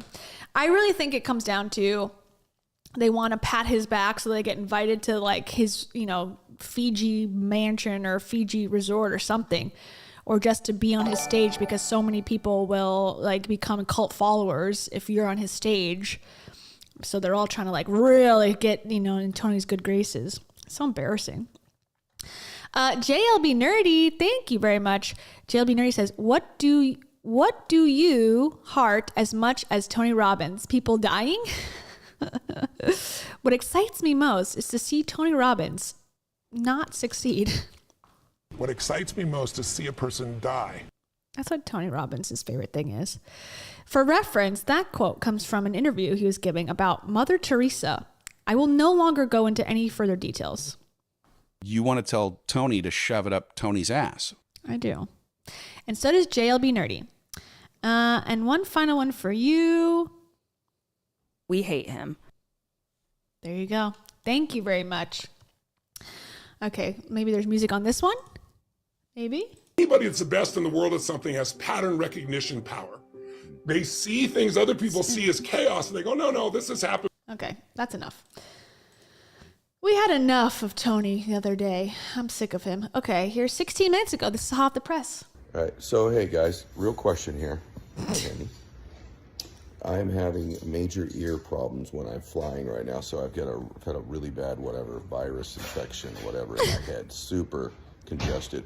And when I'm landing, COVID? I'm having excruciating ear pain. So like my ears won't pop. I mean, it's like to the point where I want to scream. You've probably all experienced it once, but I have had it the last week on every landing.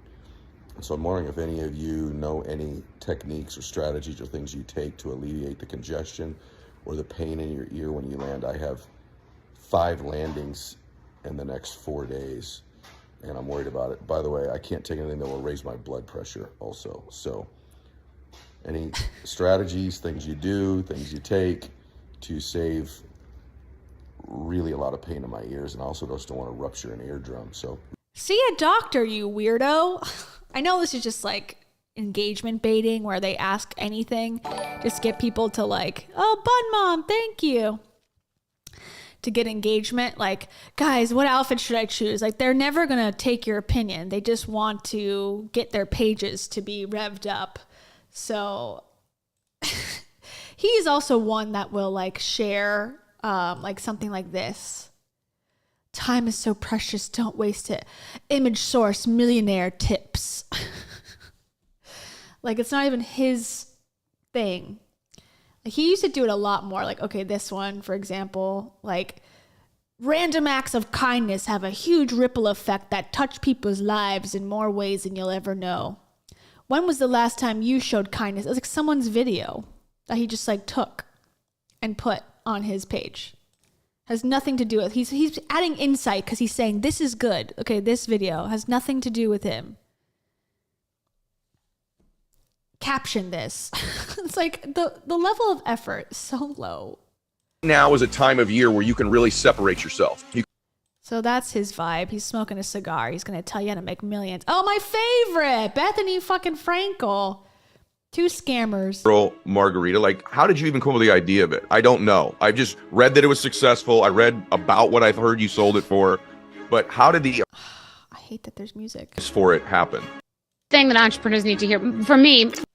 Anyways, whatever. I guess we'll never be able to hear anything more, he says. Okay, let's see his LinkedIn. Oh, also, sorry. The power of one more. Exciting. His best-selling book. Watch his interview on Good Morning America. Okay, we have to watch that. What is this bullshit? What is this bullshit, Good Morning America? What is this? It's from August 2022. Ed Mylett, who no one cares about or knows. 400. Jesus. Talks new book, The Power of One More. The motivational coach and author gives insight on being one more thought and action away from transforming your life from ordinary to extraordinary. How is this new? National news. What the hell? I don't understand. Why am I watching a whole commercial? Come on, let's get to it. The Power of One More, the ultimate guide to happiness and success. How did he get and it on gives here? I have advice no on idea. How to take that next step in life. No wonder Dave Hollis was pissed he didn't get his GMA, interview. I thought they had standards, apparently. And he is joining us now. Ed, thank you for being here with us. And we're going to get right into it. I love this. You have what you call the one more try mentality. Yeah. Tell us what that is and how it can motivate. He tries one more The premise of time. it is this. It's really simple. Is that, and everyone watching this morning should know this. You were born to do something great with your life. Sometimes we forget this, right? And your dreams matter. These are visions that are part of your destiny. And your life and your dreams are worthy of one more try. The problem I think most people have is they think This is what they all say in different words. You need to find your purpose. Do your purpose. Live the best life. Pay me money. their dream, their vision is so much further away that they perpetually act that way and they create a pattern like that keeps it so far away. But what if that's a lie? What if you're one try away, one new relationship, one new meeting, one new thought, one interview you watch, right? Yeah. One new emotion away from totally changing your life. And This is like the interview of the meme where it's like the gold miner that goes back because he didn't try the next day. It's like, I don't know. Okay, this advice is not new. Why are we interviewing you? I believe you're much closer to your dreams than you think you are. And also another problem I think a lot of people have, time management. Yeah. You know, managing your time, but you have an interesting time management. Oh yeah, okay. A lot of people sent this to me. This clip, I think it's actually this clip specifically, where he's like, "You don't believe in time, do you? You bend time." He's got this thing where he says he bends time.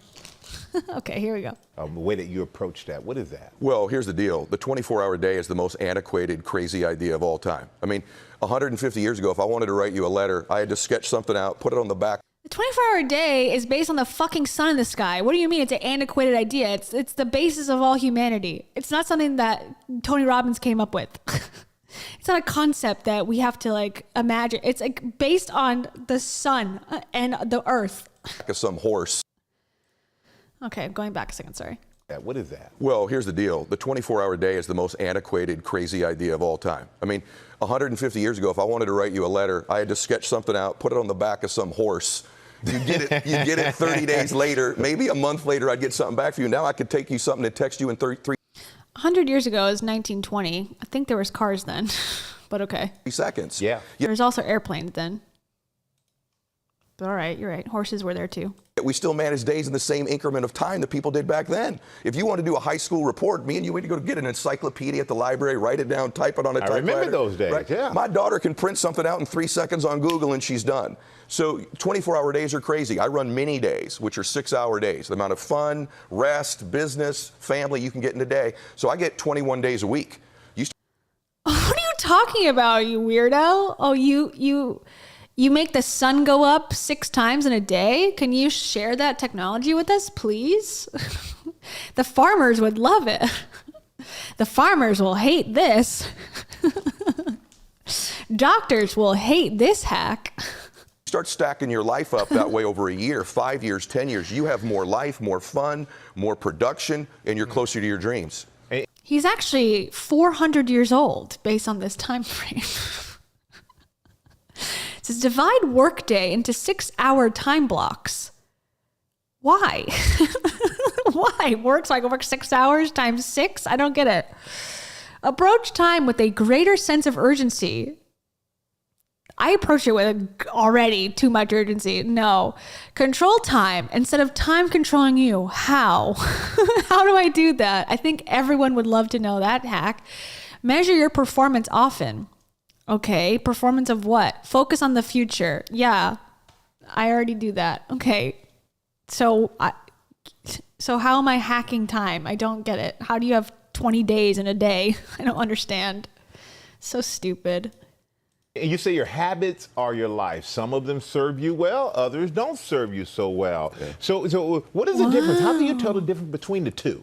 Well, one big thing is your habits are so important because it's not what you do. You know, motivation's great, but what do you do on the days you're not motivated? You know that. That's the separator, and it's your habits that separate you. Michael Strahan, stop this. You're right. It's the days that you don't do the thing you need to do. Yeah, come on. Is this kindergarten? And for me, that habit is people lack self-confidence most of the time, and they wonder, why can't I be more confident? I believe a lack of self-confidence is a relationship or reputation you have with yourself where you don't keep the promises you make to you. And so I believe in small habits, making your bed every day, a certain amount of water, telling your children you love them a certain amount of times. Keep the small promises you make to yourself, and now you're building real self-confidence. How many times do I have to tell my kids I love them in a day? And based on your day, is it 439? Because there's 6 days in a day. How much water? And this is, again, another principle that every one of these people do, where it's like, keep the integrity within yourself. If you buy my course, finish it. If you sign up for a 5K, do it. Okay, yeah, great. That's a great concept. It's like, if I buy all the groceries from the store, you should cook and eat all of them. Yeah, that's my intention every time. And yet the salad remains in the cooler drawer every time. I don't know, like it's just something that we all do. It's like this concept is not just like, oh, now I have knowledge that good habits are good for me and bad habits are bad for me. Now I can change my life. It's so stupid. Juliana, thank you to Juliana. They say the only thought in my head with each new grifter is Patrick Starr yelling, "Who are you people?" I don't know how you do these without needing a nap after. That's why I do them at night, so I can go immediately to sleep and erase all of the nightmares that I just had in my waking hours.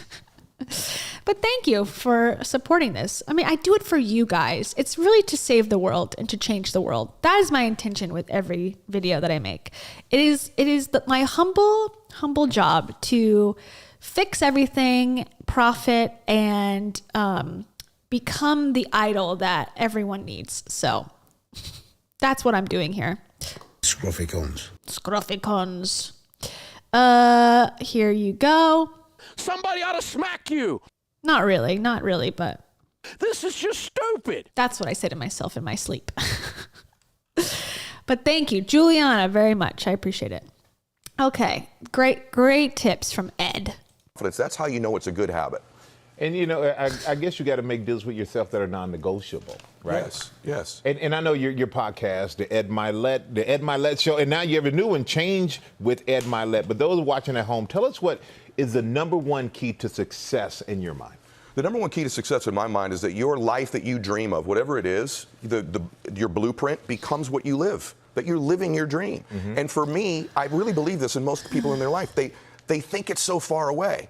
And I honestly believe his dream is really telling people that you can do it on Zoom calls all day from middle America. I doubt it. I think his dream is to make a lot of money, and he's doing that. So I guess that's something, but that if you could just decide in your life that your dreams matter, that you matter, that success isn't just for people you see on Good Morning America or that you watch on TV every day, that you were born to have a dream in your life. And if it's a big thing or a small thing, you and your family deserve to have it. And I just want to get that message out. God, he looks like Alex Jones from the back. That looks like Alex Jones. Am I wrong? Am I crazy? That could be Alex Jones right there. The back of his head looks identical. Get that message out to people. That's why I have the Change Show. That's why I have my podcast, is that I believe that more people need to believe life's for them, not for everybody they watch on their television or they see on their social media every day, but that your life matters. Why would you? Okay. So you did the same exact thing that you say you don't want people to think about by creating it yourself, by literally going on Good Morning America and making a podcast about being rich. I want people to know that they could also do what I'm doing and not to feel bad about watching it. Okay, that's some mental gymnastics there. Your dreams matter, and you deserve to be happy in your life. And I think my show, the books, the other things I do can give you the tools to do it. I agree 100%. Thank you, brother. One more time, just that mentality. Ed, I appreciate the show. Appreciate the motivation. I'm ready to get up and get another job. Let's do something great. Hey, by the way, one more. You won a Super Bowl on one more play. David Tyree. One more play separated the Super Bowl from a win from a loss. So if you want to know the power of one more, look at this dude right here. This is an abomination. I'm sorry. The fact that, you know, a national news organization deemed this worthy of its website is an embarrassment. I'm sorry. I know I'm being harsh, but it's how I feel. So it's valid, according to Ed. Let's see. Let's just see his YouTube just for a quick sec, just to see how he's doing. He has 700,000 subs. So he's doing pretty good. He supports America. So that's good. 9 years. Why has he got music on this too? The whole thing? But that created all these. Does this look familiar to you? This is really engaging, unique content, guys. It's Tony Robbins in the same exact location. Oh, man. Probably saying the same exact things. Anyways. Good times. I'm done with Ed. Ed, we're over you. You were in MLM. That's what you did. Well, you can text him. Wait, hold on. Let's go to his website real quick. Oh, Eddie. Oh, look, Eddie's in a car. Look, Eddie's in his success car. And then when the picture moves, he's in his success plane. He pointing. Oh, he's back. He's back in the car. He really wants to know he has a luxury car. And he has a luxury car and a plane in the same shot. And he's pointing. Okay. Oh, I get the vibe. He gives me Jordan Belfort vibes. The guy who Wolf of Wall Street was based on. Change. Nosy. What is that? Is that a real show? Nosy? Or a real streaming service? Change. Interesting. Thank you, Albanese. Welcome, Albanese. Thank you for being here. They say, what's your opinion on Rachel getting the great Kristen Chenoweth on her podcast? Is she back, baby? Or maybe her Sirius XM deal is coming to fruition? I think I saw it briefly on her Instagram. I think that's a Sirius XM thing, possibly, or possibly a Boo thing connection because she's involved in music and he's Shawn Mendes's tour manager. I don't know how far tour management actually goes. I have no idea of the connections that you have or not. So I might be giving Kez more credit than he's due. But I think the Sirius XM thing probably, I mean, Rachel had a podcast where a separate podcast that was called My Faves Favorites, where she interviewed like all these celebrities. So, I mean, I don't know. Her podcast claims to have 100 million downloads. So I think that's the enticing thing for these celebrities or their PR companies. They're like, yeah, let's get her on anything that has, the amount of downloads. I don't think it's really maybe it is. I don't think it's a huge, knock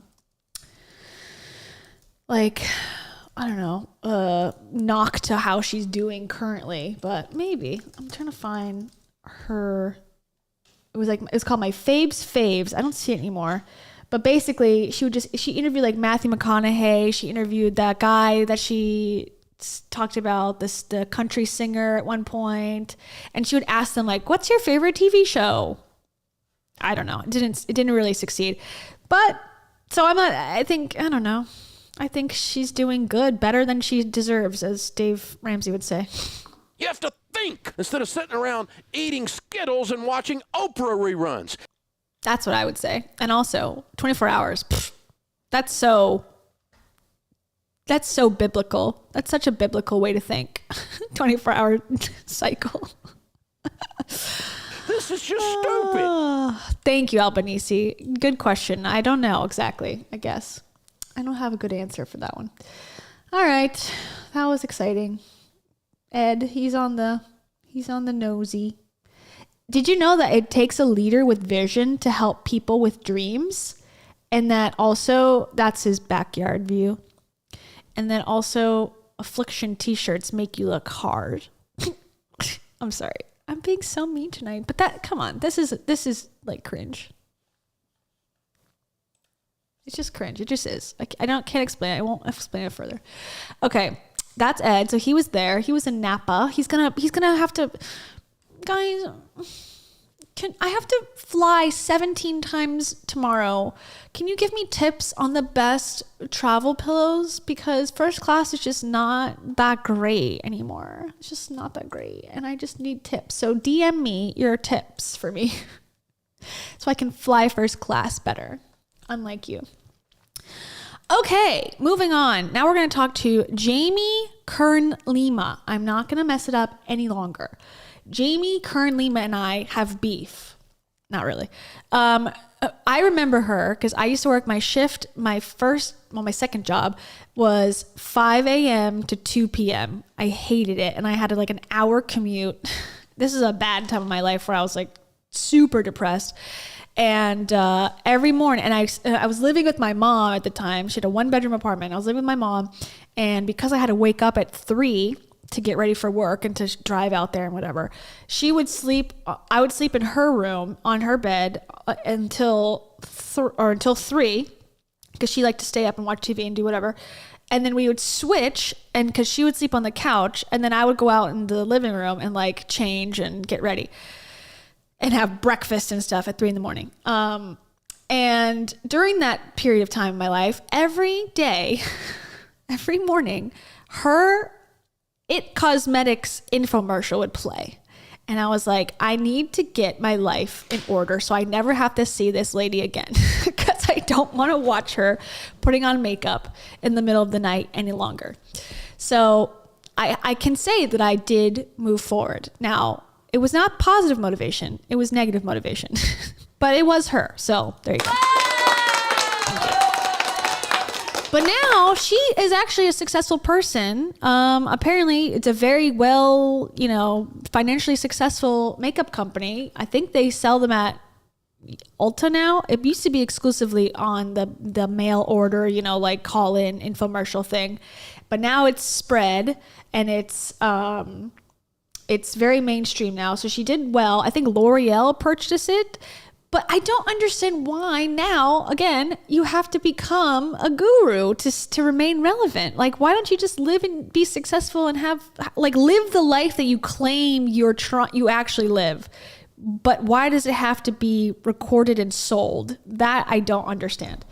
So let's just hear from her. So she's got 368,000 followers. Here she is with Tony Robbins.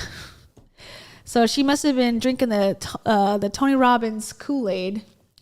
That's probably why. Okay. Trade your expectations for appreciation, and your whole life changes in that moment. Okay, cool. Here she is.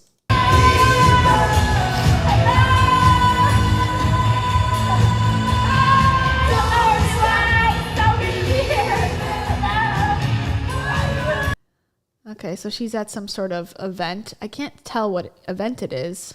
I wish I could see. Maybe ClickFunnels, maybe? Yeah, maybe it looks like ClickFunnels by chance. Doesn't say on here, but it says, imagine a giant wall lifts you up and you walk out through smoke to thousands of people screaming. What would you do? Would you dance, faint, cheer right back to everyone cheering for you, dive right into the keynote speech, or right into the crowd like a mosh pit? I'm not even sure how to remotely play it cool. At moments like this, when I just feel so overwhelmed with gratitude for the opportunity to serve and pour into every beautiful soul into the room. So we're pouring into each other. That's another thing that they all say. I pray the prayer, God use me, and then I try to live the answer to how and speak the words that come to me on stage in that moment. And I have a trust he will. Okay, I guess she's religious. I'm getting that vibe. A trust that I'm there not for me, but to serve, of course. That's why your face is literally 12 feet on the Jumbotron. It's not for you. It's not about you. Okay, got it. Okay. Which is bigger than me. It's the only way I don't faint when these movie-like moments happen. When I was a waitress at Denny's, this apparently is her claim to fame, that she was a waitress at Denny's, listened to Tony Robbins tapes, and then miraculously became a boss babe. Okay, or parking lot grocery cart retriever and bagger at Safeway, or... Okay, specific jobs there. They didn't give her the cash register job. Or a struggling entrepreneur for many years. I never could have imagined moments of walking through smoke on stage like a rock star does could ever happen. Weird writing. But what I know for sure is that God can dream a bigger dream for us than we can dream ourselves, every one of us. Here's to walking through the smoke, walking into the boardroom, walking to the room you once felt too small for, walking into the conversation you once disqualified yourself from chiming into, walking into the healthy relationship you once weren't healed enough to value. This is sort of like Dave Hollis writing. And walking into your dreams with the unshakable confidence that you belong there. Okay, I believe that unshakable word was on purpose because that is the Tony Robbins website, becomeunshakable.com. I just have a feeling that that's why she's like planting that there in your head. Like, you can join his group. Also, by the way, it says New York Times bestselling author of Believe It, founder, It Cosmetics, and mom of two, champion of women. I hate people who say that, champion of women. Let me decide. Let women decide that. How about that? How about you don't self drop that? It's like saying like I'm a prophetic. I'm a. What do they say? I guess it's prophetic or like. I'm a legendary. Like, you can't call yourself legendary. That is a title given to you by others. I am a champion of women. Like, okay, I guess. Like, why are you with Tony Robbins then? A misogynist. Ultimate misogynist. Why are you with him? That doesn't seem like a champion thing to do. Let's hear from her. Do you have friends who sharpen you? No. Like, not just friends that you bond over the... Okay, I'm sorry. I haven't heard her speak in a long time. I'm getting triggered. I'm going to have like a Pavlovian like response. Like, I have to go into the office right now. Past, or who pull you into the past almost, but friends who pull you into your future, to where you're going and dreaming and wanting to serve and wanting to impact and who you're becoming, right? And sometimes they could be the same friends. Sometimes they're different friends, but I am here at a 3-day retreat led by one of my friends, Brendan Burchard. Oh my goodness, y'all, it is packed with people who are really, really impacting the world, serving at such a high level. And I'm just sitting here filling my cup up. So sharpened. My soul is on fire, and I'm just in so much gratitude for this. I just want to hop on here and say, cherish your friends and love them, and be intentional about finding friends who sharpen you, who inspire you. We need to stop this. We need to call an end. Call the algorithm now. Hey, we need to stop making this content. I cannot handle it anymore. I cannot consume any more of it. I cannot snark on it anymore. It is so bad. What is this? We're becoming a society in which we are speaking nonsense and it's becoming like so normalized. This is not something that needs to be recorded or done. This is weird. I'm sorry. I'm very uncomfortable watching this. To who you are becoming. Why is everyone an advice giver? Why is everyone a guru? Even people in my own life are like looking to the camera and like, did you know that you're loved? I'm like, what is going on? Why is this a thing that we're doing? Not just who you were. Do you? Okay. All right. There's a disconnect for me here. And so then she tagged everybody that was at the retreat. Okay. That's helpful for us. And then, of course, okay, so Trent Shelton, he's the guy, like I said, there's a football player. So, yeah, there's John Maxwell. This is Rachel Hollis's mentor, allegedly. I don't know if it's anymore, but at one point. So, okay, that's exciting. Let's see another one. Let's get uncomfy. About to pull up to a red carpet event tonight. You know, my mom's funeral memorial was 3 weeks ago, and it just worked out where the calendar, I've had so many events that are like planned for the last year. They're all been on the calendar in the past 3 weeks, so it's just been nonstop. Really fun stuff though, amazing stuff. Things I'm really excited about. I feel bad. Like, do you really have to go to an event? Like, if you're grieving the death of your mother, like, and make an inspirational post about it? Like, do you really have to do that? Or is there some, like, do you not have enough money yet? Like, can't you just, I don't know, like, hang out with your family? I don't know. I'm super judgmental, but it's like, that was a weird line drop there. Like, I have so many events after my mom's funeral. It's like, oh, okay. All right. Maybe you should turn off the phone and focus on what's ahead of you. I don't know. Maybe people can handle things differently, but seems like, what's the point of this? Jen D08, thank you. Jen D08 says, please do not let this BS become the normal. I just can't with it. Yeah, well, my feed is also like curated with this stuff, so maybe I have a much more like overview of like what, you know, I like a very insulated view, an echo chamber view of what the world actually is experiencing. But it's every day is this weird content about like how I should improve my life by everybody. It's like, why is this accepted and not like made fun of immediately? This situation is a red flag, right? I'll keep snarking on it, okay? I promise. This person is not okay. I'm not okay. Unfollow me. Psych! Don't do that. Okay. Thank you, Jen D. I appreciate it. I appreciate your concern. Okay, back to this weird post. But it has just been nonstop. And so anyways, I just want to hop on here and say that, you know, for anyone trying to hold it all together, you know, we always just kind of do, you know, and you just got to do what you got to do. And it's, you know, it's funny because I'm going to go walk the red carpet. Everything's going to look really good. What no one's going to know is that I literally slept in my makeup and I put, don't advise this, I put literally new makeup on top of makeup. I didn't do glam. I just did my own in like 5 or so minutes and did my own hair. Oh my gosh, the girl that I am going to in LA, Nikki, is so talented. You guys, I literally like, I don't even wash my hair that much anymore because it just looks good. Because I probably should broadcast that, but it saves time. I feel like also once you're a mom and once you just have a lot of stuff going on, it's like the most valuable thing is time. Anyways, I'm really excited to go to this event tonight. It's for one of my friends who is just such a rock star. She founded Ad Color. She is also the Chief Diversity Officer for Sony Music. She's such a badass. I love her so much. I am definitely going to support her. And I'm also really, really tired. So just holding it all together. And just trying to focus on how grateful I am, you know? And I got some days this week carved out for rest around Thanksgiving.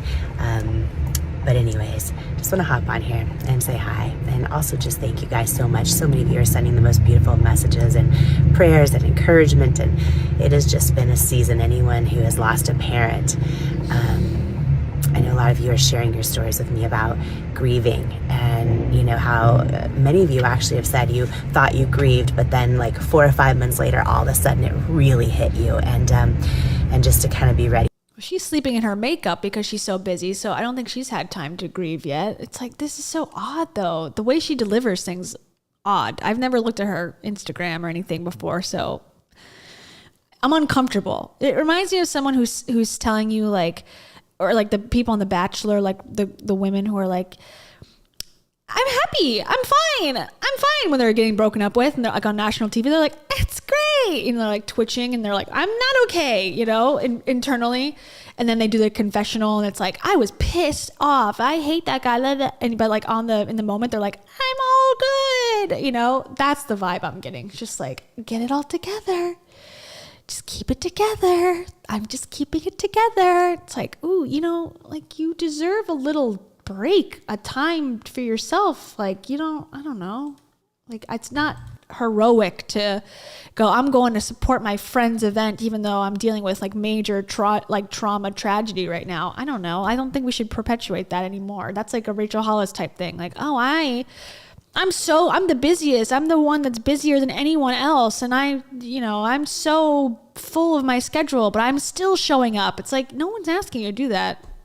It's your own choice. If you have the desire to make that much money, great. But then don't put on everybody like, I'm doing better than you. It's like, okay, relax, lady. Most people won't get up at 4 a.m. True. Okay. Here's one of my pet peeve lines. I'm not sure who needs to hear this today, but all things are possible when you believe. I said on my Instagram, I'm like, if you are starting your sentence off with, I'm not sure who needs to hear this today, just don't even record it. Because probably nobody. Even when you don't see how they're all going to work out, and even when they feel like they're not working out yet, make the decision to believe in you anyways. Okay. Sitting here this morning in my hotel room and just want to share something with you in case you need to hear it. I remember the days I was a waitress at Denny's, and I love that job, by the way. She loves telling the Denny's story.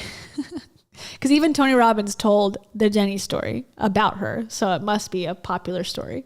Love that job, but I was like in a whole world of self-doubt, and I knew I had big dreams, but like I didn't know how to believe in them yet. And what's wild is I'm sitting here right now, y'all, getting ready to head over to Tony Robbins UPW and keynote speak on his stage. And I'm sitting here thinking about the days I was a Denny's waitress when I saved my tip money, literally saved my tip money to attend UPW. That was over 20 years ago. And cancel Tony Robbins. Cancel him. No one wants to go to him. And just like, wow. You know what I mean? Just sometimes making the decision to believe things are possible for yourself. Like making the decision that if your gut tells you what you're doing, you're... He would say working at Denny's is for dummies because there's no value there and anyone can do it. And so you don't deserve to live a happy life if you work at Denny's. You have to be an entrepreneur who's providing scalable value to all of humanity, and you should buy my course in order to learn how to do that. That's what he believes. So I don't know why these women specifically support him to the death. Why? Like, probably 20 years ago, she didn't see a woman on the stage. Because if Rachel Hollis went 10 years ago and didn't see a woman on the stage, you think he had him 20 years ago? So that's just okay. She's a champion of women, and yet she supports this dude who's had multiple allegations against him by people on his team throughout the years and people in his audience. And we've heard him speak misogynistically and calls Rachel Hollis honey on the calls. That's fine. Like, it's not aligning for me. It's not aligning for me, as they say. Casey Keeney, thank you very much. I need a clear after her voice. Well, let me finish this. Well, actually, we'll do it halfway. We'll do two. We'll do one now. We'll do one after. Here's the first one. Clear.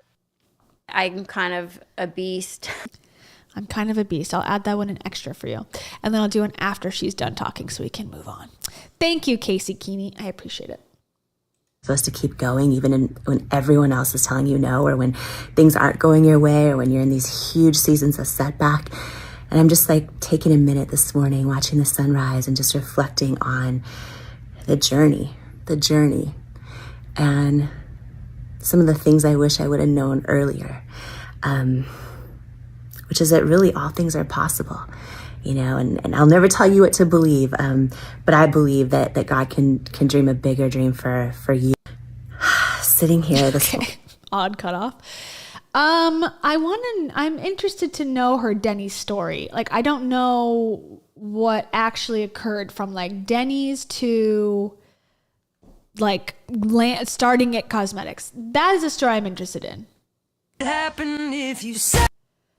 So, guess what company she was speaking to here? Rodan and Fields, an MLM. Okay, so her and Jenna Kutcher are just taking over the MLM circuit. She did a keynote about how to make it yours in 2023. And if I could only bottle the energy, power, and emotion up in that room. So it's like, yeah, the only people who could benefit from this is people in MLMs who are being told, don't give up on this scam company. Keep working so you can make the company money and your upline money. That is a person who could benefit from that message. And by person who could benefit, I mean the CEO of Monat will benefit from that message being told to market partners. Okay, which one's this one? Live your life forever loved. I don't know what this event is. So she does a lot of keynotes and stuff. But she has had success, so it is interesting. You know, she has built a successful business, but why aren't we talking about like, how did you do it? Maybe she does in her keynotes, but I have if she's talking to Rodan and Fields, what do they care how she started her business? They already have their business, which is selling Rodan and Fields. There's Ed. Oh, here's another question. Do you have friends who sharpen you? After 5 hours in Ed Mylett's living room, dreaming, planning, and even crying my mascara off, I want to share something important with you. Make sure you have friends in your life who sharpen you. Sounds so familiar. I don't know where I heard that before. Oh, from her. Ay, ay, ay. Okay, well, maybe does she have an YouTube? She must. She has an Oprah class. That's when you really know. If you have an Oprah interview, that's when you know you are doing it. Okay, she's also a coach on Growth Day. Okay. This is the Ed Mylett show. Okay, so she doesn't have many other Instagrams or anything. Interesting. Okay, well, I'm interested to know. She's followed by Glennon Doyle. Ooh, exciting. Let's see what Oprah has to say. She's got a lot of Tony Robbins. Tony Robbins and John Maxwell seems to be on her list. Okay, so is it just ads for this? Okay, exciting. Yeah, Jamie and Oprah teach. Jamie interviews Ed Mylett. All right, well, I think she's weird. That's all I have. I want to investigate her. She's not boring. She's interesting, and I think her story could be good. Actually, if we're interested in her, hold on. For her specifically, Darman. Do you know who Darman is? He's a guy who does videos very similar to Jay Shetty, or at least how Jay Shetty used to do them, where it's like, the lesson, or don't be mean to kids because kids can grow up into adults and then those adults may be mean to you. Like that style where it's like over the top, like weird lessons for, I don't know who, foreign people who are trying to learn English is how I envision just the cadence and the overt lessons that they're trying to, display. But it's so cringe where they have a huge audience. Anyways, they did a video about her. Sorry. Ooh. Oh no. Bad luck. Okay, they did a story about her where an actress plays her in it about her life. It's called Girl Shamed for Skin Problems. Okay, we don't have to watch the whole thing, but I want to know when she went from Denny's to what. So basically, someone's going to play her and then she comes out at the end where it's no longer the actress. They did the same thing with Jay Shetty. All right. It is going to be a hot weekend in Portland. Speaking of hot, it's a little warm in here, isn't it, Rachel? So I guess that's supposed to be Jamie. Jamie, half your eyebrow is missing. Oh no. The music. I'm so sorry. Just a second. No. Oh, this is so embarrassing. I'm sorry. For crying out loud, we are live. Phil, switch to Rachel. So, the weather is going to be 87 degrees. I hate to laugh. It's sort of funny. And mostly dry. The good news is it'll start to cool off in the evening. And cut.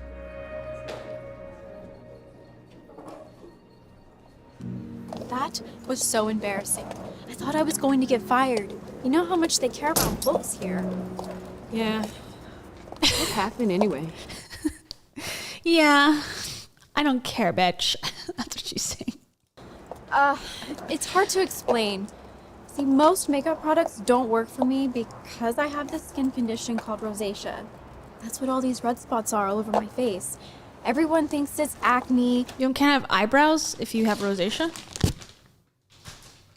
Interesting. Or a sunburn, but in reality... Jamie! I just took a lot of heat for your little mess up back there, so will you please learn how to do your makeup? Oh, I know how to do my makeup, Ron. The problem is the product. I have this skin condition. You see... I don't care. Just make sure it doesn't happen again, all right? Our girls need to have a certain look. Oh, and by the way, if you go out this weekend, will you please put on some sunscreen? I do not want you to get another sunburn on your face. This is based on a true story, guys. This is what really happened, okay? Don't question it. Hold on. This has 25 million views, by the way. And it was posted 1 year ago. Okay, this is riveting. This is more than like the whole fucking Super Bowl views, okay? There's a certain look our girls need to have. Can you believe he said that to me? Did you tell him about your rosacea? I tried to, but he didn't care. He's part of that toxic mainstream thinking that makes every girl feel like they need to meet this perfect, impossible to achieve, photoshopped level of beauty. Isn't it sort of weird though that she like ended up creating a makeup to cover up her rosacea as opposed to just like being an advocate, like I have this and I don't care? I mean, I get it, but like based on this interpretation, it's like, isn't it horrible that women have to wear makeup and act like this isn't our real face? So I created a product that does exactly that. Kind of weird. Like this. What about the imperfect girls with skin problems? Like me. Well, honey, I hate to disagree with you, but even with your red spots and all, I still think you're perfect. Aww. That is why I just married you. Thank you, Paolo. But seriously, Paolo? why can't someone start a makeup company that Where's uses he? models who look like real girls? It makes products for women with real problems. Maybe then I wouldn't have my producer breathing down my neck. Well, here's the thought. What if that someone is you? What do you mean? Well, you always talk about how the makeup on the market doesn't work for you, right? Yeah? Well, imagine how many girls there are out there that feel the same way. So why don't you create your own makeup that markets real women? Okay, I better get the frickin' information about how she learned how to make makeup. Because I don't think that's an easy process. I think there's like chemistry involved in like actual like science. So how did she go from a news anchor to makeup scientist? Men. And for rosacea experts. I'm curious. I'm legitimately curious because it is an interesting story. But how did she do it? That's what I need to know. If they gloss over that, I'm gonna be pissed. Makes every girl feel like they're beautiful. Wow, maybe that's it. I'm probably gonna get copyright for this music, but it's worth it. It Cosmetics. It has a nice ring to it, huh? It does. It matters. I'll call it it. Okay. Oh, we're gonna get the tea now from her boss. Thank you, Rebecca Romana. Welcome. Rebecca Romana says, I have rosacea and adult acne at 25, and nothing like this has ever happened. I've been teased, but no one would risk an HR call saying that. Yeah, I think that's clear. I guess you're not in the harsh reality of the local news business where they just scream at you in the streets. I mean, if there was an industry that would be so like crass like that, it would be news locally, because in my experience, they are pretty mean about like, what are you wearing? What are you doing? You know, they are like, what are your makeup? Why is it like that? Why is your hair like that? You know, it's not unheard of, but not, I mean, they're not stupid. They're not going to go for a lawsuit. So yeah, a little bit dramatic, I think. I'm going to smash your phone. I'm going to smash your phone.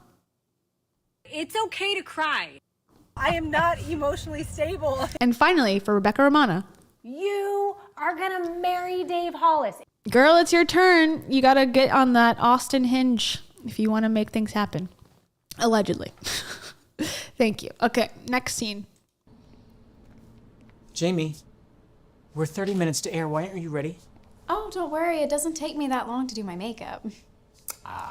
Well, maybe that's the problem. This guy's like, I'm going to give this my all. This acting job for YouTube, I am going to own it. I'm sorry? Well, let me make it clear to you.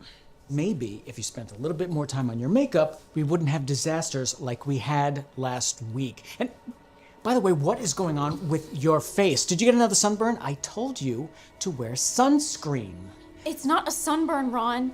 You see, You know what? I don't want to hear it, okay? What I want you to do is spend more time doing your makeup so that our viewers do not have to look at that. This guy has problems. Maybe this is based on Tony Robbins. She just doesn't know it yet. This is actually a Tony Robbins impersonator. She just hasn't like connected the dots yet. That this is actually a nightmare that she had once at a Tony Robbins conference. People like you are the reasons why girls don't feel beautiful about themselves. What are you talking about? So what if I have red spots all over my face? And so what if I have half an eyebrow missing on air? People need to see that because that is real. Okay. Not a flawless photoshopped face like this. Okay, well, this is the look that we want. People want their news from flawless, beautiful faces, not from people who have a gross skin condition. Everyone knows that. Everyone knows we want the news from beautiful, flawless faces. That is the oath that we all take when we enter the journalistic profession. No, do not do that. Do not make me out to be the bad guy, all right? This is the world that we live in, Jamie. Well, it's not the world I live in. Apparently it is. Not anymore. Because this is your boss. Not after today. I'm starting a makeup company called It.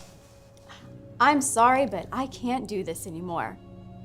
My husband and I are going to start a makeup company that makes every girl feel beautiful. Why is the husband involved? Why is a husband always fucking involved? Why can't you start the company by yourself? Why is Paolo involved? What does he have to do with this? What is his story? He has rosacea too? Come on. Why women entrepreneurs? I hate that. 9 times out of 10, there's a dude involved. Why? Every time. Hate it. Like if a man starts a company, I don't ever often hear, oh, my wife and I are starting. It's not. It's like the wife has to have the husband. I don't understand it. The way you have just made me feel. So, you think that anybody is going to buy makeup from somebody who looks like you? Hell yeah. Well, good luck with that.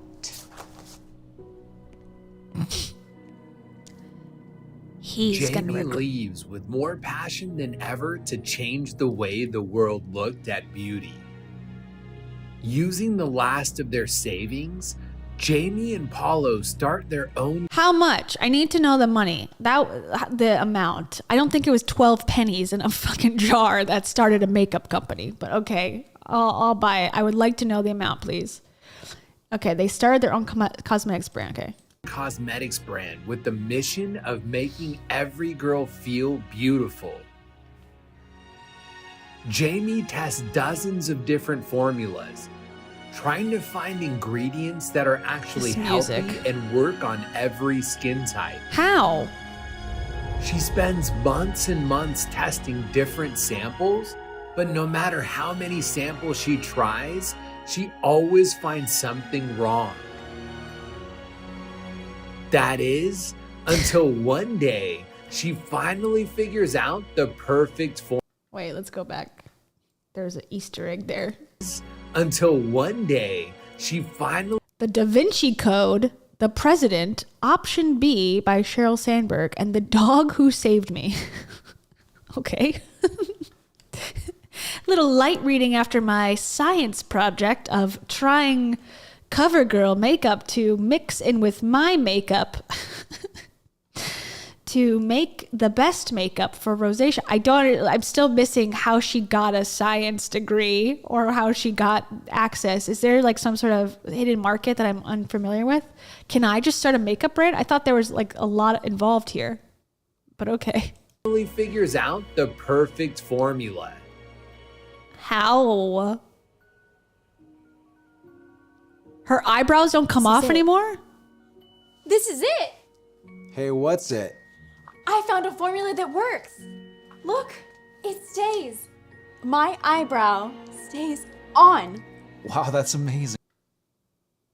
From foundation? How? What? Tattoo ink? What? How did you do that? I'm confused. Honey. This is so exciting.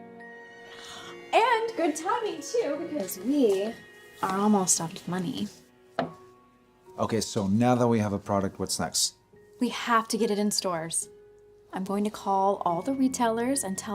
I have a feeling Paulo or her dad is like the owner of CoverGirl or something. I'm missing a point of this, how this all came to be. Tell them how amazing our formula is and send them a few samples. This is not how this industry works. That is brilliant. I am so proud of you, honey. What does Paulo do? I need to know. You do think that the retailer is going to want to buy our product, right? They would have to be crazy not to. A couple weeks later, Jamie finds herself about to meet with one of the largest makeup retailers in the world. How? Jamie, they're ready for you. Okay, thank you. You got this. Why is he there?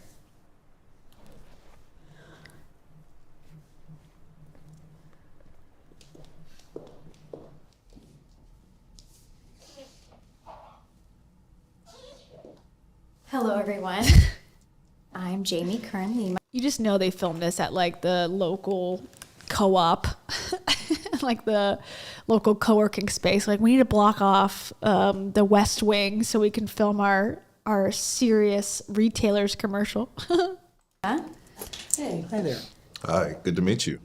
I am so excited to meet.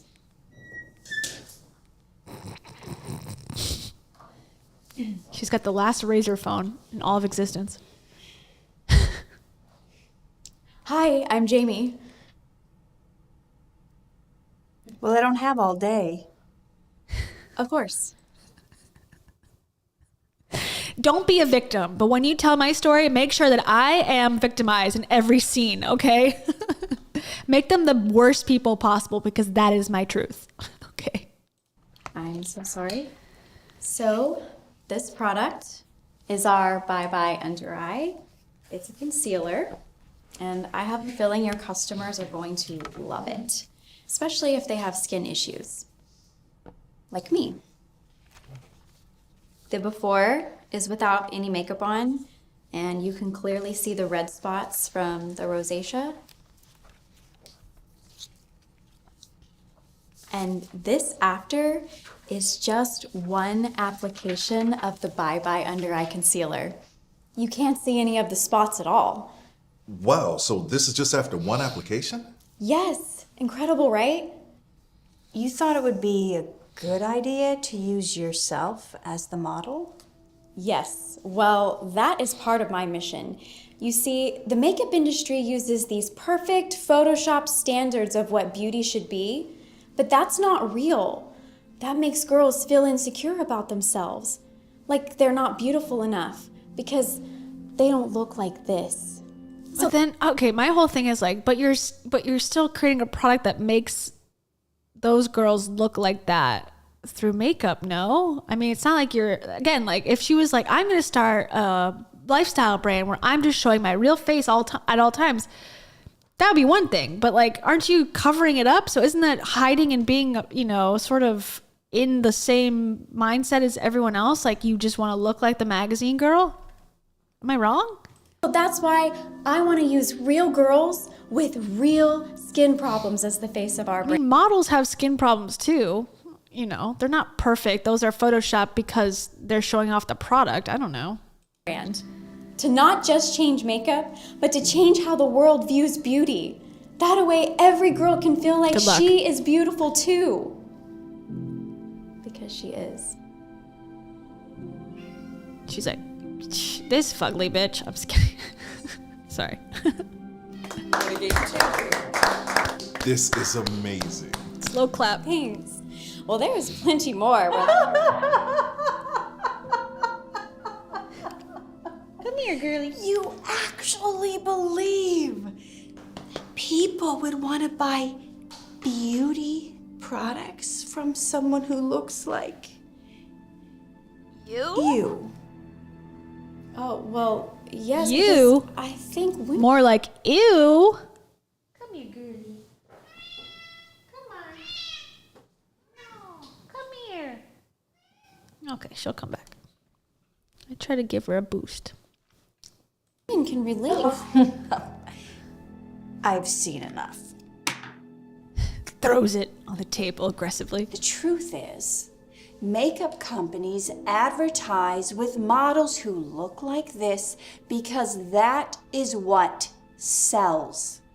You may have a good product, but if you actually want to sell any of it, then I suggest you fall into line and do the same.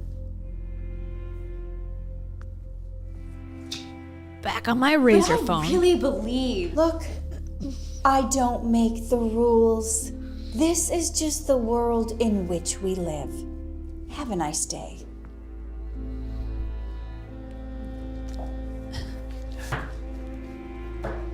I wonder if the story really is that she went to these retailers and had the product and she's like, I must be the model. That is the caveat. And they're like, we just want to buy this from you. We don't really want you involved in this company. Like, we'll take it, but we have our own models.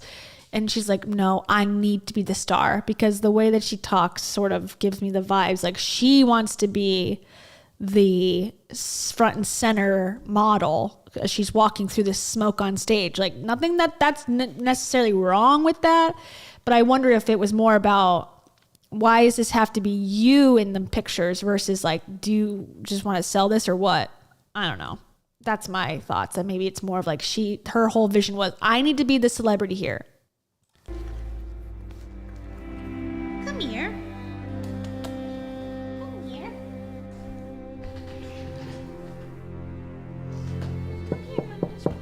Babe, please open the door. My dad called from Sephora.com that he owns. Come here. It was so embarrassing. She was just sitting there laughing at me. Come on. You know, I tried my best to hold everything in, but I just wanted to explode. Come on. I'm really sorry you had to go through that. But that's just one person's opinion, that's all. No one else has even agreed to meet with us, and we still don't have any sales. I don't know what to do. It's okay, honey. Start an infomercial. At least we tried our best, right? It only cost $12 million. Tried our best? What are you talking about? We can't give up now. Oh, God. Look, this isn't easy for me either, all right? Come on, Kitty. I always try to be strong for you, but everyone has already said no. Well, sometimes no just means not yet. We're going to figure this out. Babe. I know, but we all... We're going into debt and I don't care. This is about me. also have to be realistic. We're almost completely out of money. We're not going to be able to survive like this much longer.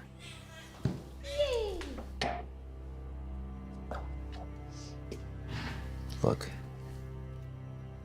maybe I can go back to my old job. You can go back to the TV station. What?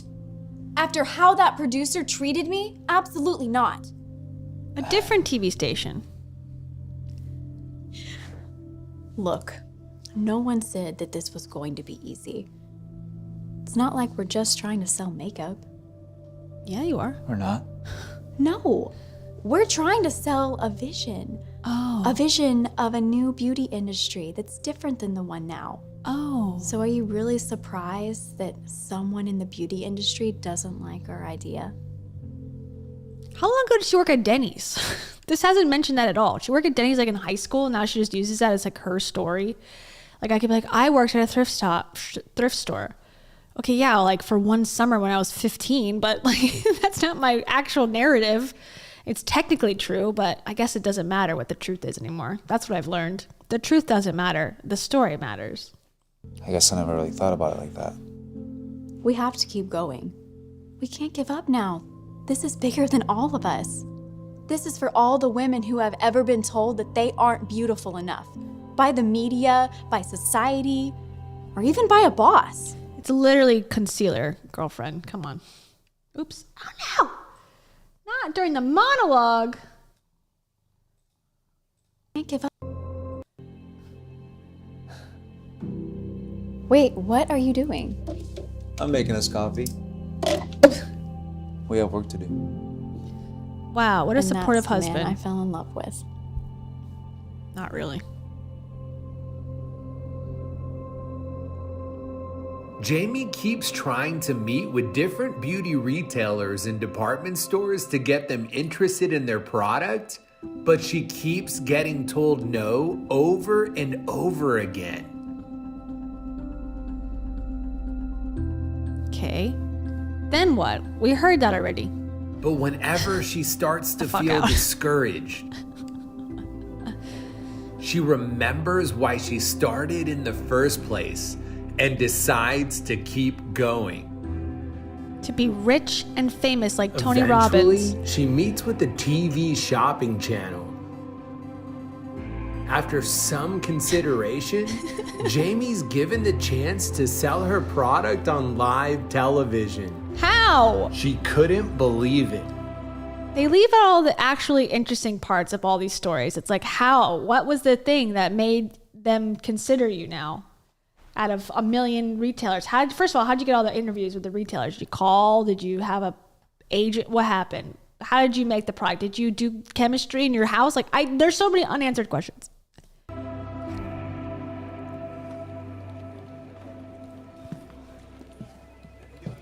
She didn't pay for this? Give me a break. Remind me again how this works. We get 10 minutes in front of the cameras. That's it. If we don't sell at least 6,000 units in that time, we don't get invited back. And considering we spent our last dollar on inventory, we'll probably lose a house. If not, starve to death too. Okay. But hey. Starve to death. Pressure. Jamie. Hi, I'm Katrina, the home shopping consultant. Katrina. I don't work for the network, but I got tons of experience. Let's talk about the models you want to use. Oh, I brought my own. No, bitch. It's me. This is the Jamie show. Get right. This is Gina and Susan. Sweetheart, those aren't models. But don't worry, I got you covered. Ladies? Now these are our models. Beautiful women cannot have skin problems. Everybody knows that. Only ugly women can have skin problems. What is the point? I don't get the premise. Aren't they beautiful? What's wrong with them? You should use them. No, they're not real girls. Yeah, they Trust are. me. You'll sell more, dear. What do you think, honey? I mean, she's helped a lot of people be successful here. Yeah, he would know that intuitively.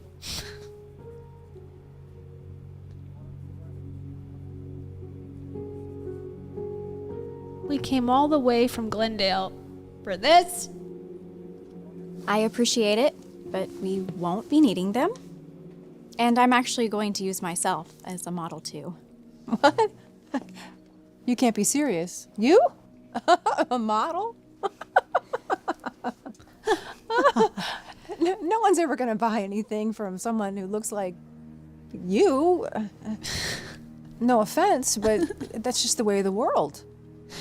Well, when I always make fun of like the sob stories that these personal development people come up with, like this is what goes through my mind. Like what adversity they faced on their entrepreneurial journey. They really think that people just showed up in rooms and told them like, you are fugly as fuck. Get out of here. How dare you ever even think you deserve to breathe on this earth? Like, did this ever happen? I highly, highly doubt it happened. Maybe the product sucked. Maybe that's why they weren't getting callbacks. Like, but she's going to make it seem like, oh no, it was because I was, you know, being like, I don't know, victimized from something. Let me check my messages just in case. Maybe you wouldn't bet on me, but sometimes in life we have to bet on ourselves. Like no one cares about you. Well, fine. What do I know? I've only been in the business for 15 years. Ladies. Ladies. Okay. It's showtime. You ready? I think so. Okay, and remember.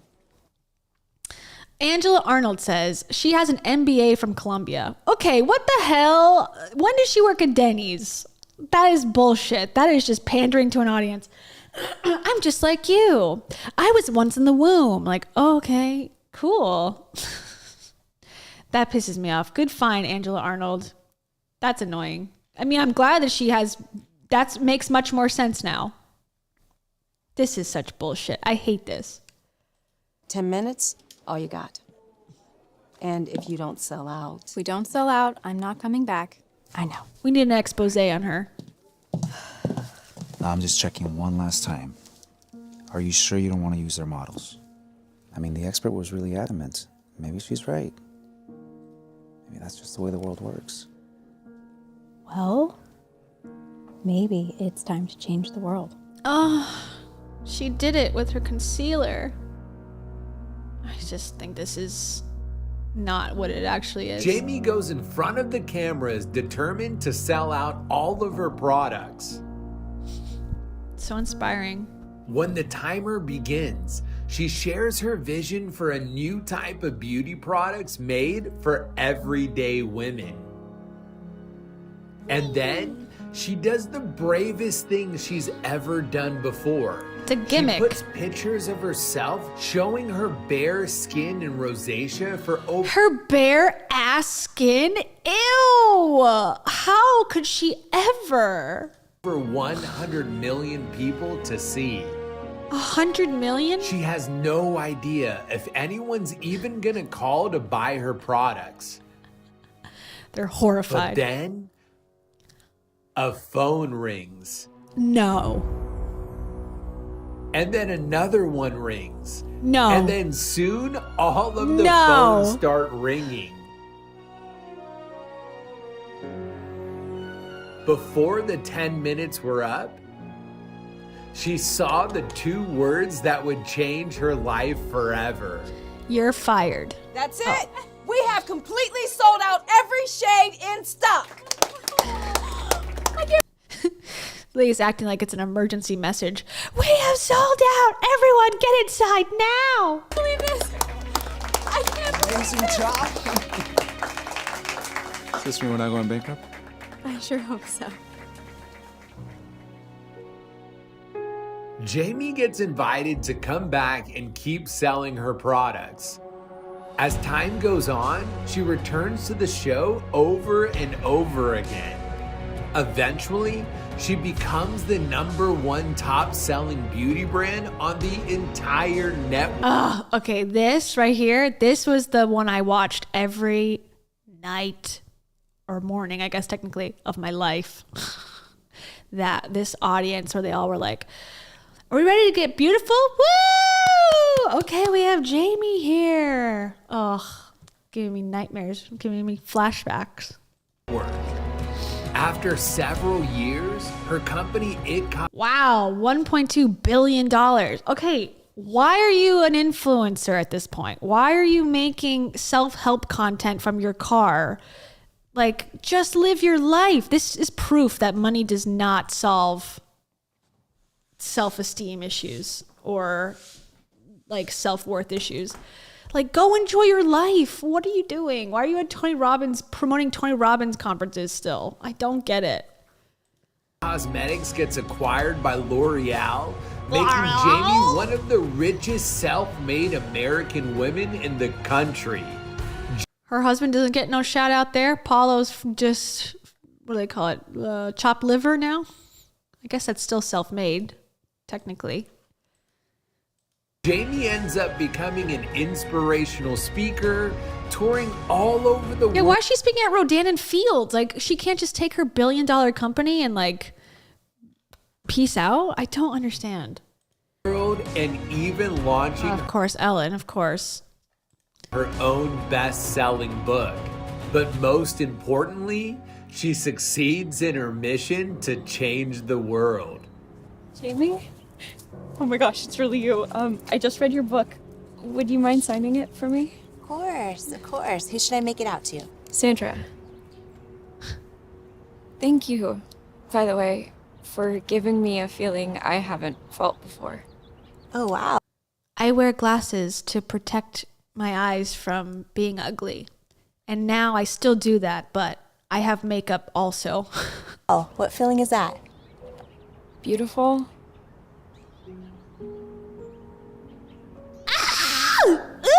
You have rosacea. Kidding. I'm joking. Yes. And all my life, I thought I wasn't pretty like the other girls I'd see with clear skin on TV. She's like, can you please use some IT Cosmetics immediately? Like me. And then I saw your face on TV. And it looked like me. So thank you for making me and every girl feel like they're beautiful. You are beautiful. I want you to do something every single day, okay? When you look in the Brush mirror, your teeth. Instead of seeing what's wrong, I want you to see what's right, which is everything. Wow. And then every phone rang off the hook again. Oh my God. Just, have you ever tried looking in the mirror and liking what you see? Body dysmorphia vanishes immediately. Have you tried? Ron. Oh, no. Hello, what are you doing here? Hello, Jamie. This is my granddaughter. She's a big fan. She buys all of your products. Look, Okay. I just wanted to say that I'm really sorry about how I treated you back then. I was wrong. Thank you. Not just for me, thank you for her. Honey. Okay. I don't know why it hasn't come through, but JB, thank you very much, JB. JB says, so now she's entrusting L'Oreal to change the world? Yeah. She's entrusting the beauty brands that denied her access, that love using models who are just beautiful and not normal girls. Oh, there it is. To change the world. That makes sense. That tracks, because you wouldn't just like want the money. No, you definitely want to What excites me most is see a person die. I don't know. Yeah, that's a good point. Unfollow me. She's like, I only cared for the first 10 years. Now that they made $1 billion, I don't care anymore, actually. I'm just going to wear makeup in every video I make and just become a Tony Robbins keynote speaker. That was my real dream. And now I've succeeded by starting this movement. I don't regret anything. Interesting. We're almost done. I want to add her to the top of the list. She can join the Hollis verse. She's odd, for sure. Thank you, JB. I appreciate it. Look who it is. Do you remember? She's the head buyer from... Yes, of course. Hi. Hello, Jamie. Congratulations on all your success. She showed it to the haters.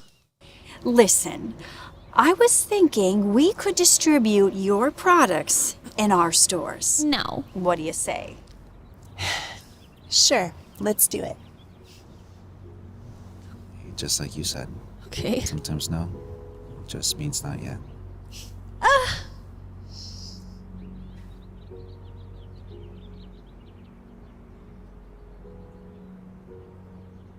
Thank you. Wow. So you see, you are beautiful. By Darman. Hey, Darman fam. I hope you love that message about... Actually, I'm gonna let my good friend Jamie tell you about it. It's a message really all about learning to believe in yourself and trust yourself and go from doubting you're enough to knowing you're enough. And, you know, even if you're in a hard season right now of rejection, that sometimes no just means not yet. I love... And make sure you're around people who sharpen you. Okay, I'm done. That to me does not sound like a legitimate story. I'm sorry. That is not how it happened. And I will add it to my list to find out what actually did happen, because I'm intrigued now. Because where's Denny's? Why is that mentioned at all in every one of her posts? Why does she have a something degree from Columbia? What local news station was she at? I need to know all of these things. So you're going right to the top. It Cosmetics. Why is it called It? I don't believe that it is the future or whatever she said. How did she get on those shows? Where was the money coming from? All of these things. I need to know immediately. Okay, but that was a very long and drawn out version of who she is. So now we know that. So there you go. She was at the mastermind. Okay. This person is like a YouTuber, I believe. I've never seen them before. She was here. Dave Desire. Somewhere. I don't know where. Somewhere here. Or this person with the M&M's jacket. Their name is Fly with Haifa. And I guess they're doing some sort of prayer thing here. Dave Desire. Heidi Slowing. Haifa Alive. Glow Intimacy. Trent Forgiveness. Lewis Peace. Martha Dream. Danielle Enough. Trucks Calm. Dave Desire. Oh, there was Dave. I hate stuff like this. I'm sorry. If I was paying any amount of money and you're going to waste time, like everyone write down a word that you want to think of for this year, and then let's sit around in a circle and like talk about it. Like, I'm not paying money for that. Like, I don't know. I never liked icebreakers in that way. I like icebreakers in like, oh, we have to fill out this bingo card. Do you have a tattoo? Like, oh, you have a tattoo? Okay. Like, that's fine. But icebreakers like this where it's like cringe, I don't know. It just makes it like this faux emotional connection, which is probably not even there. But it's like you're forced to do it and share these like intimate feelings. And it's just, I don't know. It's odd. It's like, what is this about business? Heidi Slowing. Haifa Alive. Glow Intimacy. Trent Forgiveness. Yeah. Lewis Peace. Martha Dream. Danielle. It is weird that. Where's Heidi? There's Jasmine. There's Dave. Trucks. Heidi's not even in the circle, apparently. And there's she is. Interesting. Here's some more people looking down at their stuff. There she is with Mel Robbins. 34215. Just kidding. There's Jay. Jay seems to be like on the outs. Like he's sort of like probably too good for everybody at this point, I would imagine. There are a couple, I guess she's not a public person, doesn't see him. This is the relationship expert guy. This is the Glow. This is Lewis Howe's girlfriend. I don't think she's something. She's like he was dating like a Mexican like news weather person. I don't know if it's meteorologist or like what, I don't know how they do it in Mexico, but I don't know if that's the same one or this is his new girlfriend. There's Lewis. He is not looking super great. For a guy who talks about like health and optimum health a lot, something looks like he's not doing so well. He looks similar to Dave in that way to me. There's Ed. And there's the branding. Okay, so it says, it's that time of the year when these beautiful people gather. We gather to share, brainstorm, love, and get inspired from one another. This weekend was so special on other levels. I had a lot of reflections, what felt like initiations, and intentions set. It just feels like there's so much space in between everybody. It just feels like, well, I don't know. I guess that's a conference room, but it's like, oh, we're so intimate. We're so close. It was so amazing. It's like, you guys are sitting in a conference room. Okay, so she's got, what is her thing? Being our authentic selves is a revolution. A creativist from Humanistan.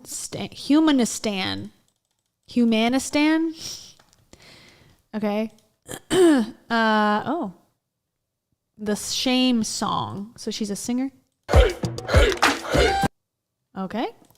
Can't play that. Guys, اليوم Traveling the World Within. Okay, so it's in a different language, but interesting. Okay, and then she's paired up with Glow Graphics.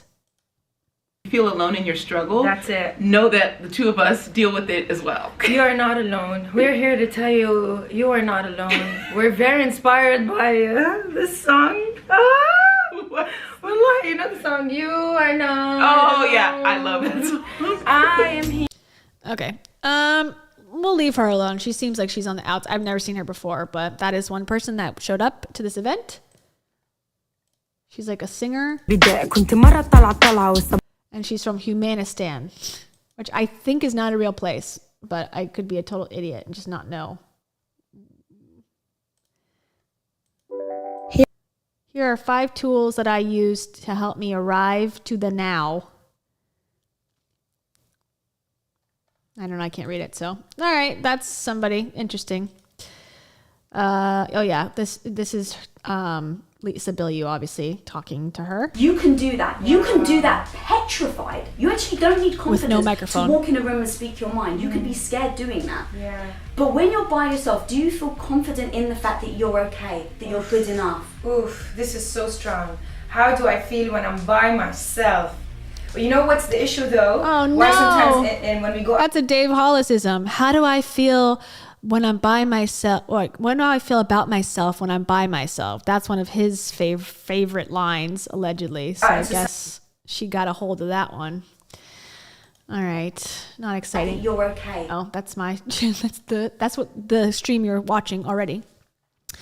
All right, here's another one. We'll leave her alone. She doesn't seem too bad. Chris Warder is a biz strategist. Let's see where he was. They all sort of blend in. Maybe he's here? Or maybe he's one of these dudes. Oh, we got to look up Craig before the end. We said before the end of the night, we had to look up Craig. He's one of these guys. I'm honestly not sure which one. He's a biz strategist entrepreneur. Quote, when good people make good money, they can do great things. Scottsdale and Newport. He's an investor, an entrepreneur, philanthropist. The Chris Harder Show. ChrisHarder.me. Okay. He's got 266,000. Let's see what he's doing today. Oh, here's more. So there's Jamie. The final night's dinner. Words cannot express my gratitude for you, Brendan. Oh, that was Craig, guys. That was Craig saying that. Craig gets the table next to the real leader.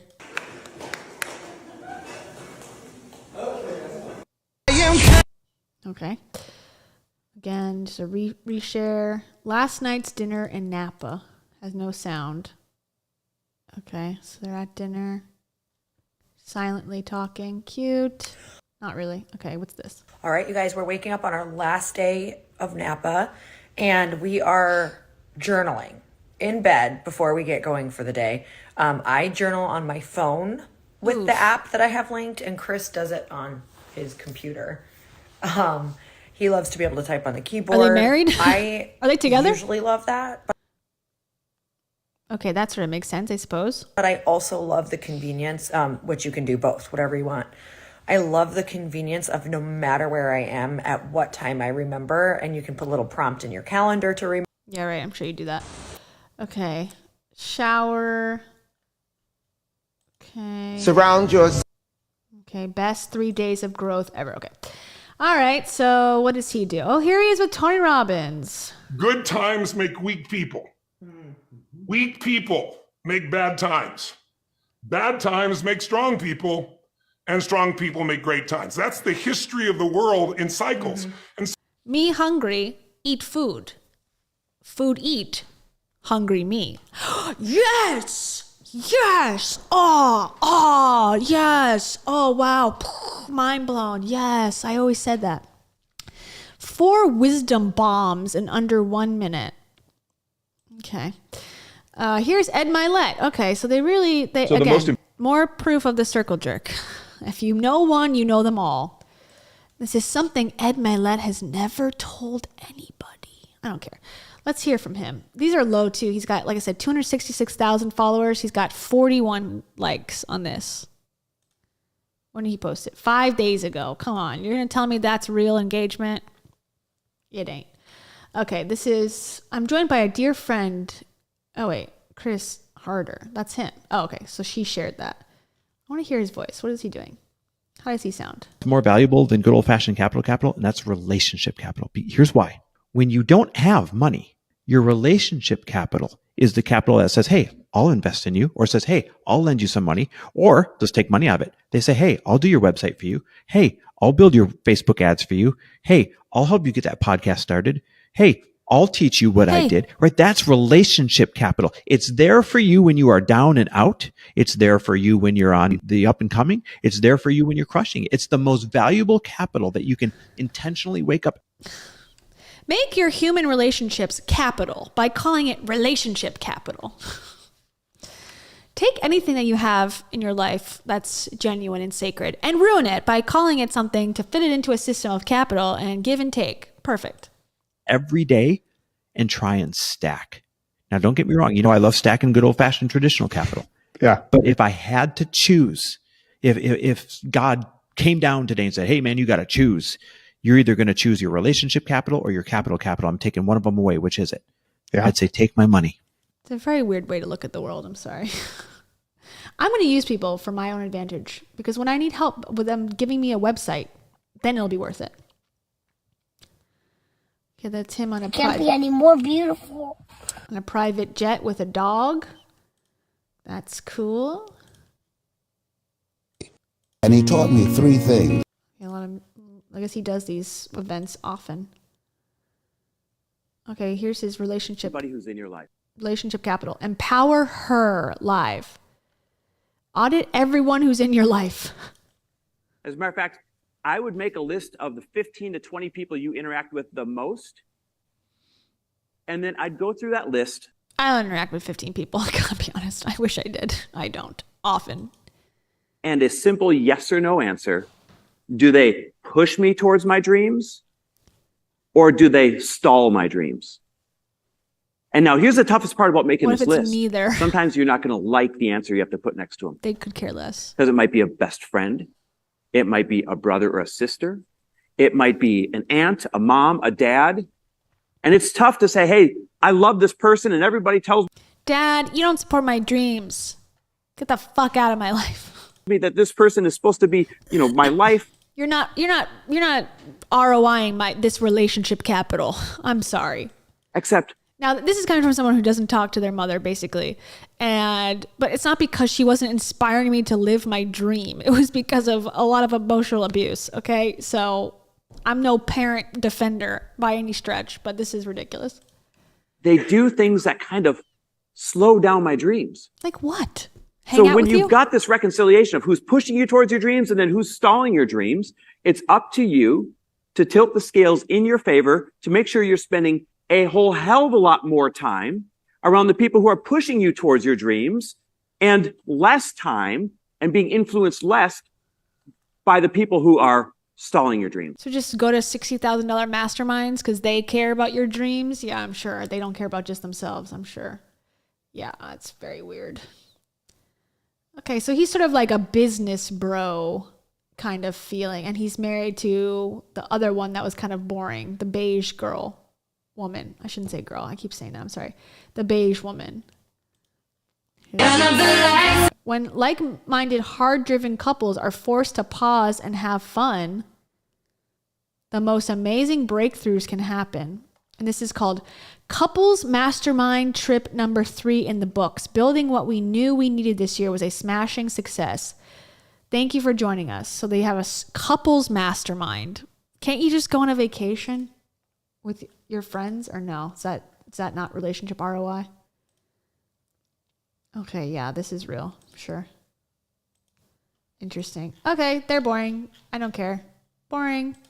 Goodbye. Goodbye, Chris. We cared for 1 minute and now we no longer care.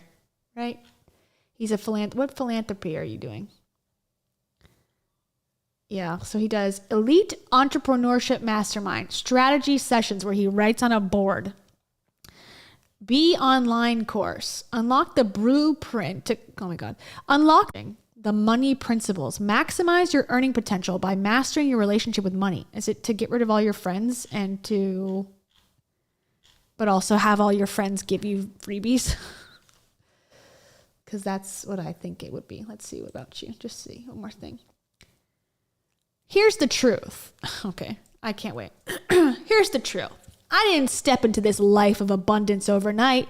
If you pull back the curtain, you will reveal the years of hardship, learning, and unlearning that has brought me to where I am today. After making a name for myself as one of the fastest rising young executives in the banking industry, I was the fastest cash counter in all the tellers of Bank of America. I nearly lost it all when the 2008 recession hit. I lost my job, my home, everything I had earned. That could have been the downfall that ruined me, but instead I used it as an opportunity to make sure that it never happened to me again. I began to study the habits, and stories of successful entrepreneurs and millionaires, getting to know some of them personally. How? Through the trial and error application of their lessons, I was able to eventually rewrite my financial story from one near failure to one of abundance. Today, I have ownership in several multi-million-dollar businesses with my wife, and with our resources, we are finally able to share that success with the world. It's like, I got rich by teaching you how to be rich. That's the vibe that I'm getting with Chris. Because what business do you own? We don't know. Basically, all you sell is courses. Okay.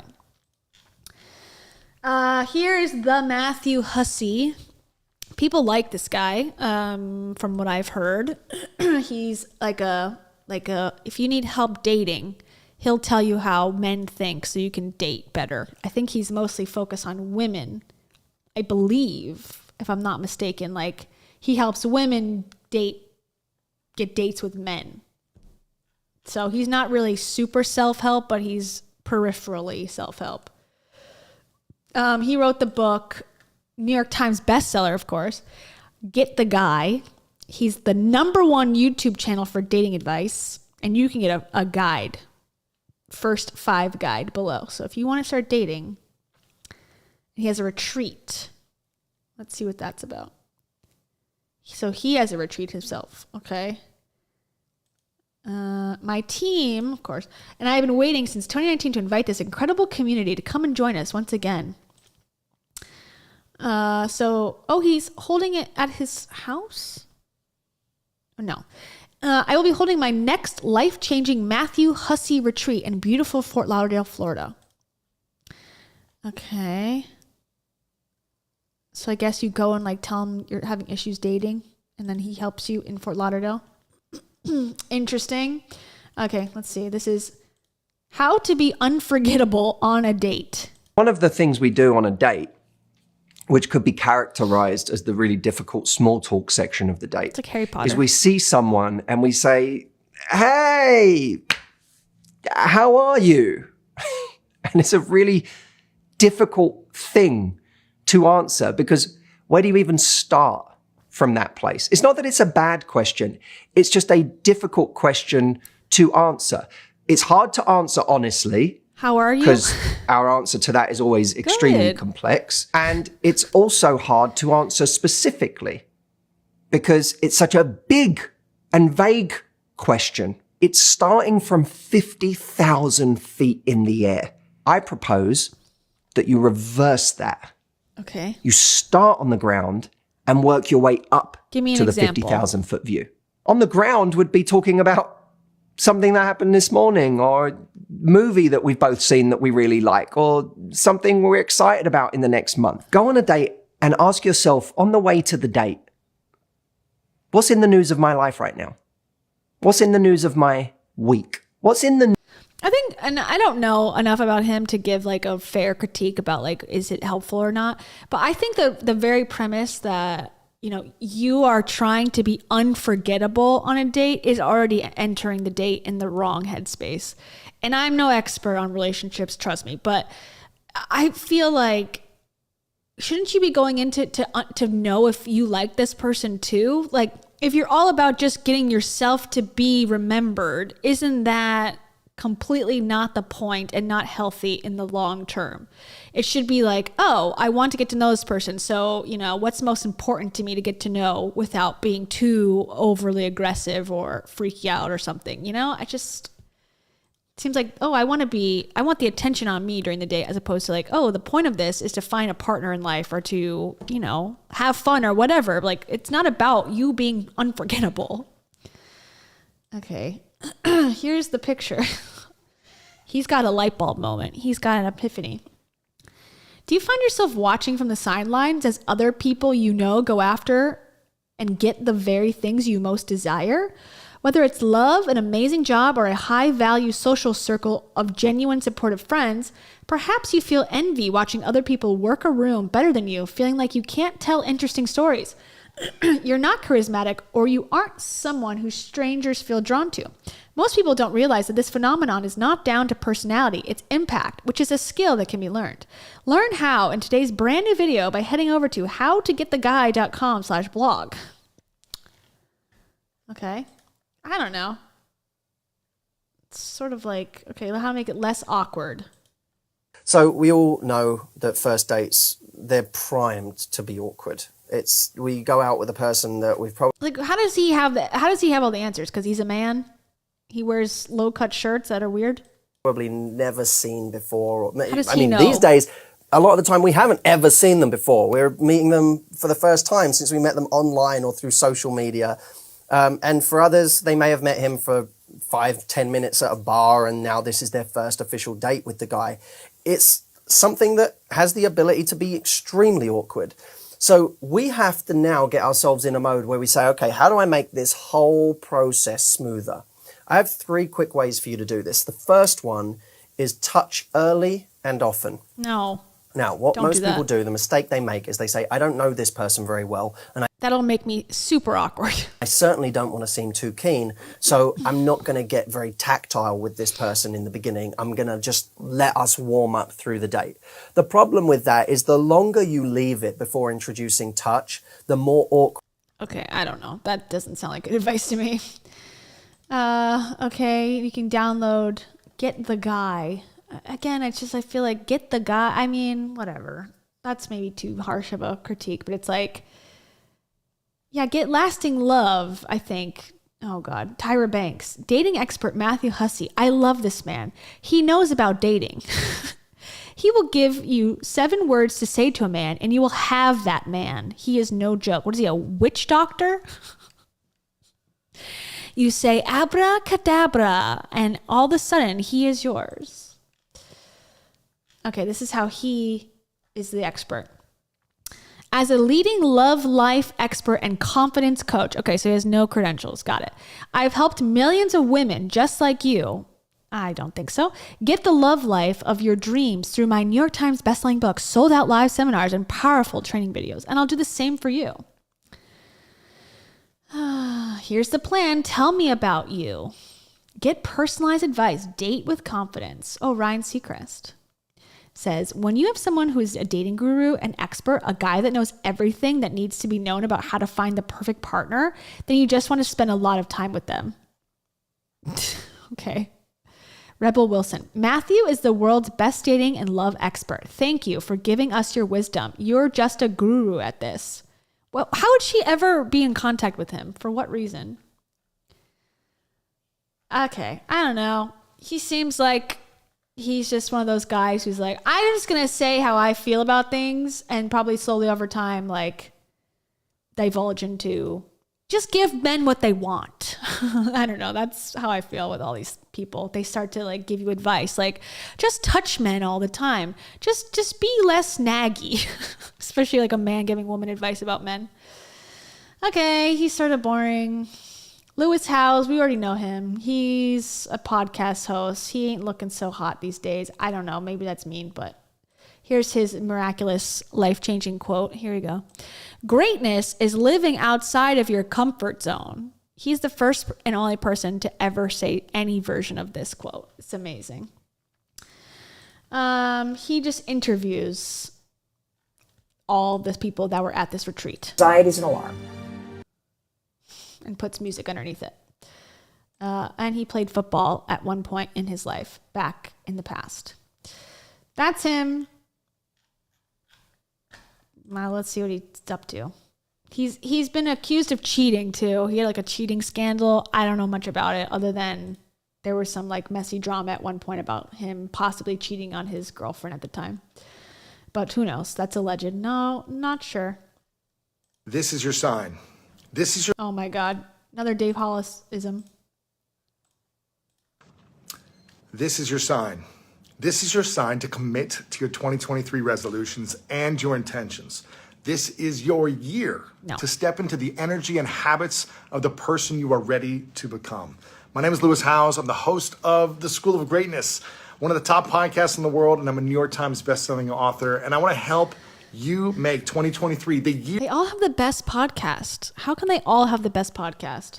That you ditch self-doubt, that you stop letting fear win, and you allow yourself to remember how powerful you actually are. And to help you make this leap forward, I'm hosting a free training, The 4 Keys to Overcome Your Fears and Achieve Your Biggest Goals. If that's something you're excited about, make sure to click the link below, and I'll see you there. Again, he has no expertise. He'll say, my expertise is talking to people with expertise. Which, okay. Love these men, says Brendan Bouchard, and tagging Lewis and Jay Shetty.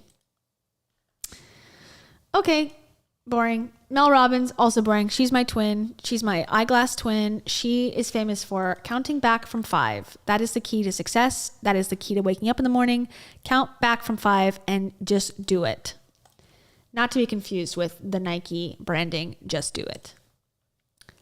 She's annoying though because she's got a law degree. She lived a very privileged life. When she married her husband, who was like a restaurateur, they got mentioned in the New York Times, okay? And this was many years ago. This is the type of echelons that they were living in, like the Northeast. And, you know, she acts like she's like a down-home, relatable queen, and she's going to help you with your depression by just these simple steps that help her. It's like, you live in a different reality, you know? And she would like, her and her husband would go to like Alaska, and they would get dropped off just so they could challenge themselves. And it's like one of those couples, like very similar to Dave and Rachel, in the sense of they have free time, they have money, they're like, let me just like spice it up a little bit, but then somehow became bored of that lifestyle. And now they want to teach, you know, poor people that are vulnerable how to be better versions of themselves by selling them bullshit. And she's also at every MLM conference known to woman and man. She'll talk to anybody. And she claims that she makes $100,000 per speech at these events. So, you know, she's doing something right, I guess. It's like, okay, here's a quote. Mel Robbins said, happiness is a muscle. And wow, that gave me a whole new perspective on this constant chase I'm in to be happy. If happiness is a muscle, it's something I need to continue to work on every day in order to feel those small moments of joy throughout my days. If I stopped working on my arms, I'd lose my arm muscle. It's constant work. Yeah, everyone knows it's constant work to feel just a brief ping of happiness. That's what we should think of. Okay. Beth Peters. Thank you, Beth Peters. Beth Peters says, hands doing the sign with the horns and sparkles around it. I'm super freaking privileged. You are privileged AF. Accurate. I am not problematic. Thank you, Beth Peters. I am not problematic, and I am super freaking privileged for your super chat. I appreciate that. What happened to dinosaurs? Actually, I was just watching, before the stream, I was watching, oh my God. Mac. I was calling Matt. Mac's video about Rachel Hollis skiing, and I watched it because I didn't want to hear the podcast. I was avoiding it from her, but I wanted to watch it because I know he's like a skier, so his perspective was funny. So he actually answers the questions what happened to dinosaurs in that video. So it was pretty funny. Okay, the same one. Let's see what Mel has to say. You not let your setbacks keep you from getting back and trying again. Like on New Year's Day, I was resolving not to eat sweets, and literally the first thing I ate was some chocolate birthday cake. Slice of cake, 4 hours in, don't. This girl is on fire. Okay, good advice. Okay, repost. Next stop for me in my blanket, San Diego. It was so cold at our mastermind weekend in Napa, they gave us blankets. Taking this puppy to San Diego, that's nice.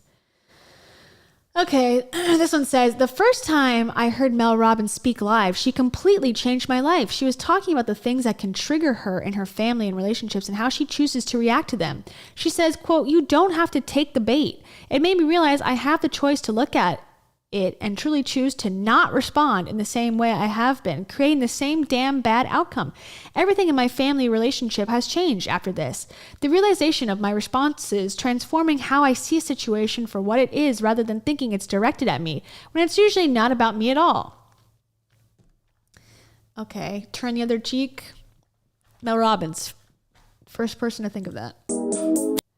Oh yeah, this is the challenge. You just high five yourself and then all your depression and anxiety goes away. Okay, that's her. She's very successful. Congratulations. I'm envious. Who wore better, me or her?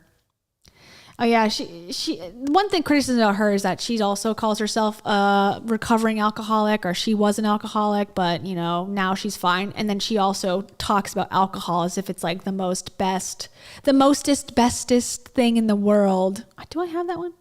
The best, goodest, good girl you ever met in your life. Yeah, like, oh, I love cocktails, I love this, I love that, but then it will also use the I'm an alcoholic card when she needs a story to tell on a podcast because she wants to be relatable. And so she did the Dr. Amen. It's like also like symptoms, okay? To-do lists. Oh yeah, I made to-do lists. I don't know. This is like the problem with TikTok too. Leaving the faucet running. Like, okay, I guess that could be ADD. It could be a number of things. I don't know. I guess that's fine. What do I have to say? She's got it. Fine. Okay. Tom Bilyeu's in love with 4 people. Tom Bilyeu's also, like I said, I think he lost a lot of money in the crypto crash. So I think he's pivoting back because he was very much heavily going into Web3 and had this whole thing about like this launch and this NFT group and this Christmas thing. Like he had this whole map that he had on his website where it showed like how much he was investing in Web3. Every talk he gave, he went to like all these conferences about it. And now he has not said a word. Now all of a sudden he's back to like relationship advice and like his marriage is so great. And like he's going to inspire you through his keynotes about hard work, you know, booze don't block dunks. He's really changed his perspective. And here again is the same room Tony Robbins was in giving all his interviews. How have you avoided falling? I can't play that music.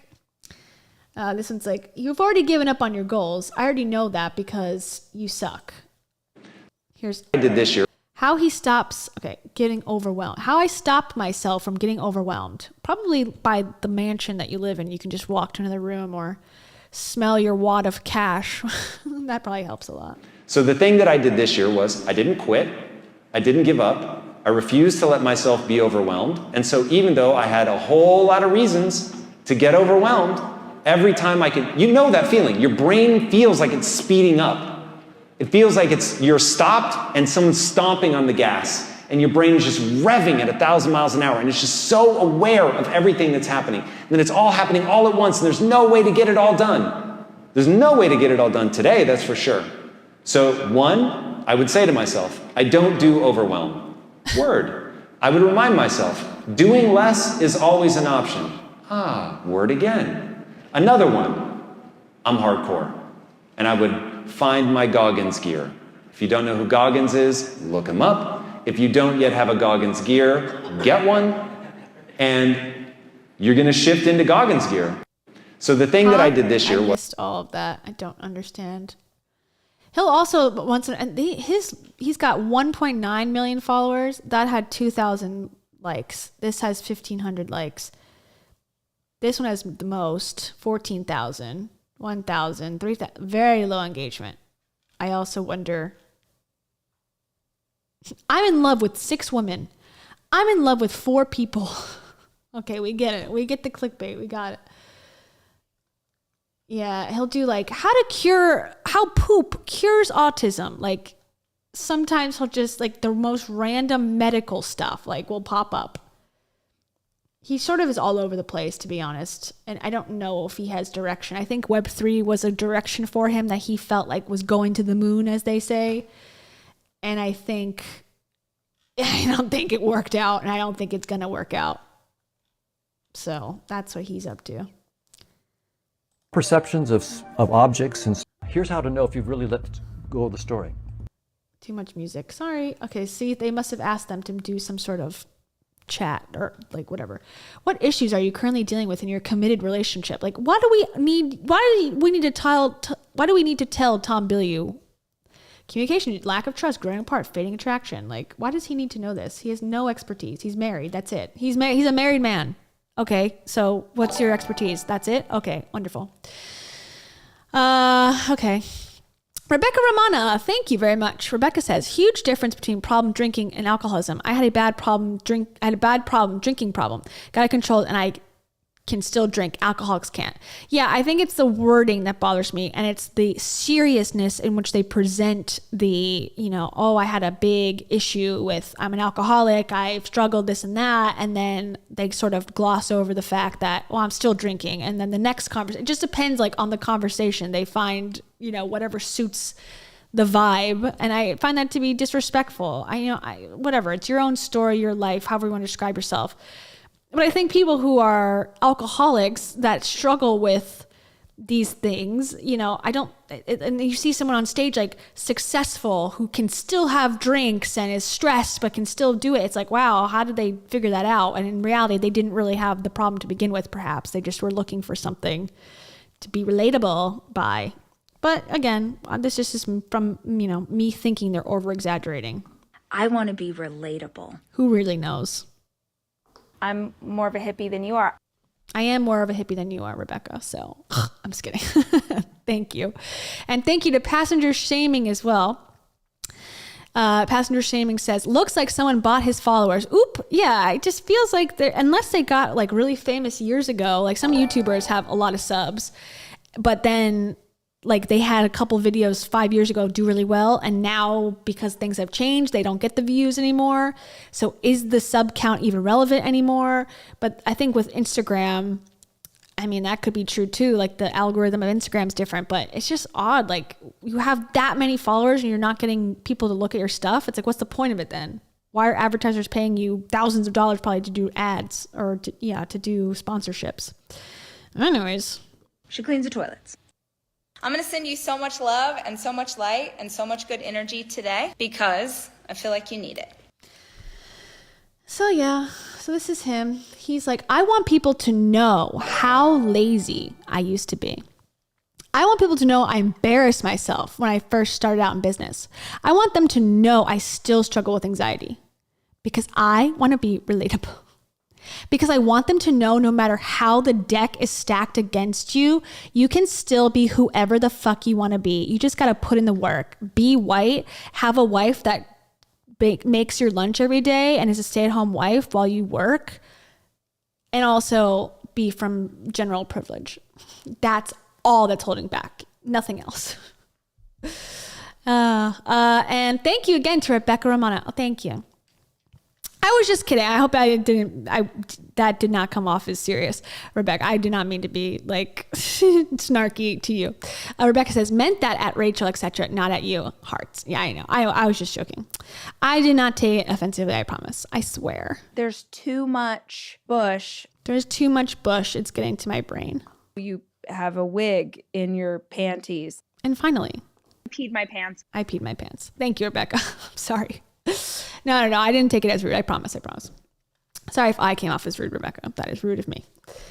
So yeah. So that's Tom's, that's his, I think he got successful, didn't know how to handle it, and just now has to prove to himself that he alone did it by some like ability of him being better than others. And that he, if he can teach other people, maybe he'll feel like he deserves it or something. I feel like he's got a weird complex. And I feel bad for I like Lisa. I think Lisa is a sweet person. I believe. I don't think she's got like a side. She's like the most authentic one. I just don't think what she has to say is actually how she'll feel in a couple years, maybe 10 years. And especially if they get divorced, I don't think she's going to believe the crap that she's saying now about like, I loved supporting my husband by doing nothing all day. And that was the best thing for me to be an empowered woman. Like maybe, but I just have a feeling the way that she talks and some of the things she has said about how they met and their relationship, that she may come to her senses one day and not need him to be her own person.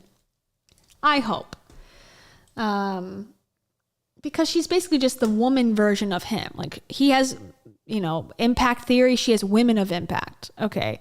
He started the nutrition company allegedly with his co-founders. She worked there with him, under him. So it's like she has enough personality. She can get out of that shadow, but I don't know if she wants to yet. So, cause she seems like a good person. I don't know.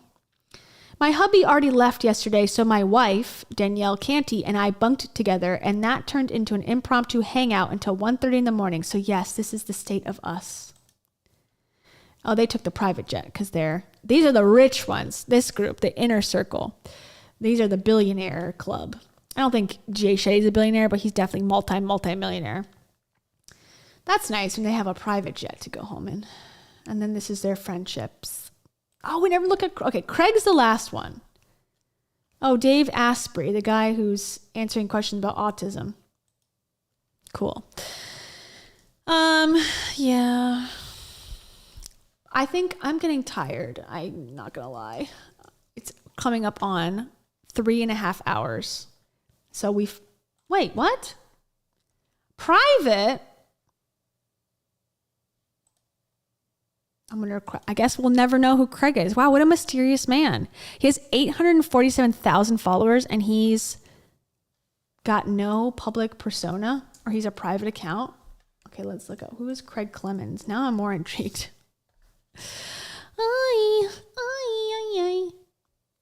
Of Golden Hippo.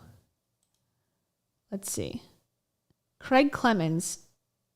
He's the owner of Golden Hippo. I don't know what that is.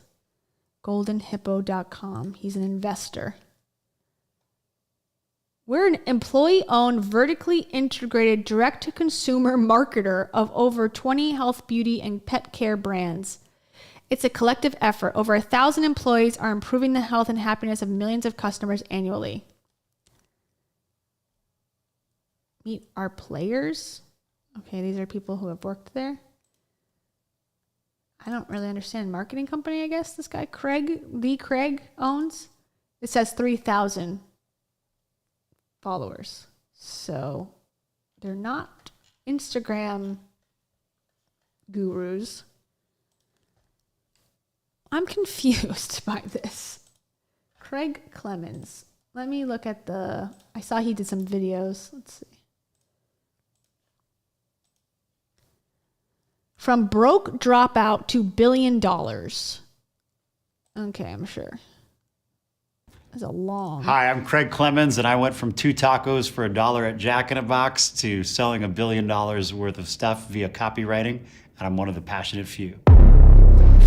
He made $1 million from copywriting? One of the best How? interviewers in the game. He does his homework. He asks the questions that other people don't think about to pull out the lessons that you need to take your life to the next level. He's married to 2 women.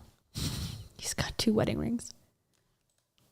Don't miss this episode. I'm really proud of it, and I know you're going to love it. Welcome to this episode of the Passionate Few podcast today. It's your host, Omar, and today... Even at an early age... This is an hour and 27 minutes. I can't do it. But making $3 billion is easy. Making $3 billion is as easy as writing good copy. I don't think it's that easy, actually. If people want to get better at copywriting, the beauty of copywriting is there are a lot of timeless resources. I feel like this guy's a fraud. I don't know why. Why is his Instagram blocked? Or private?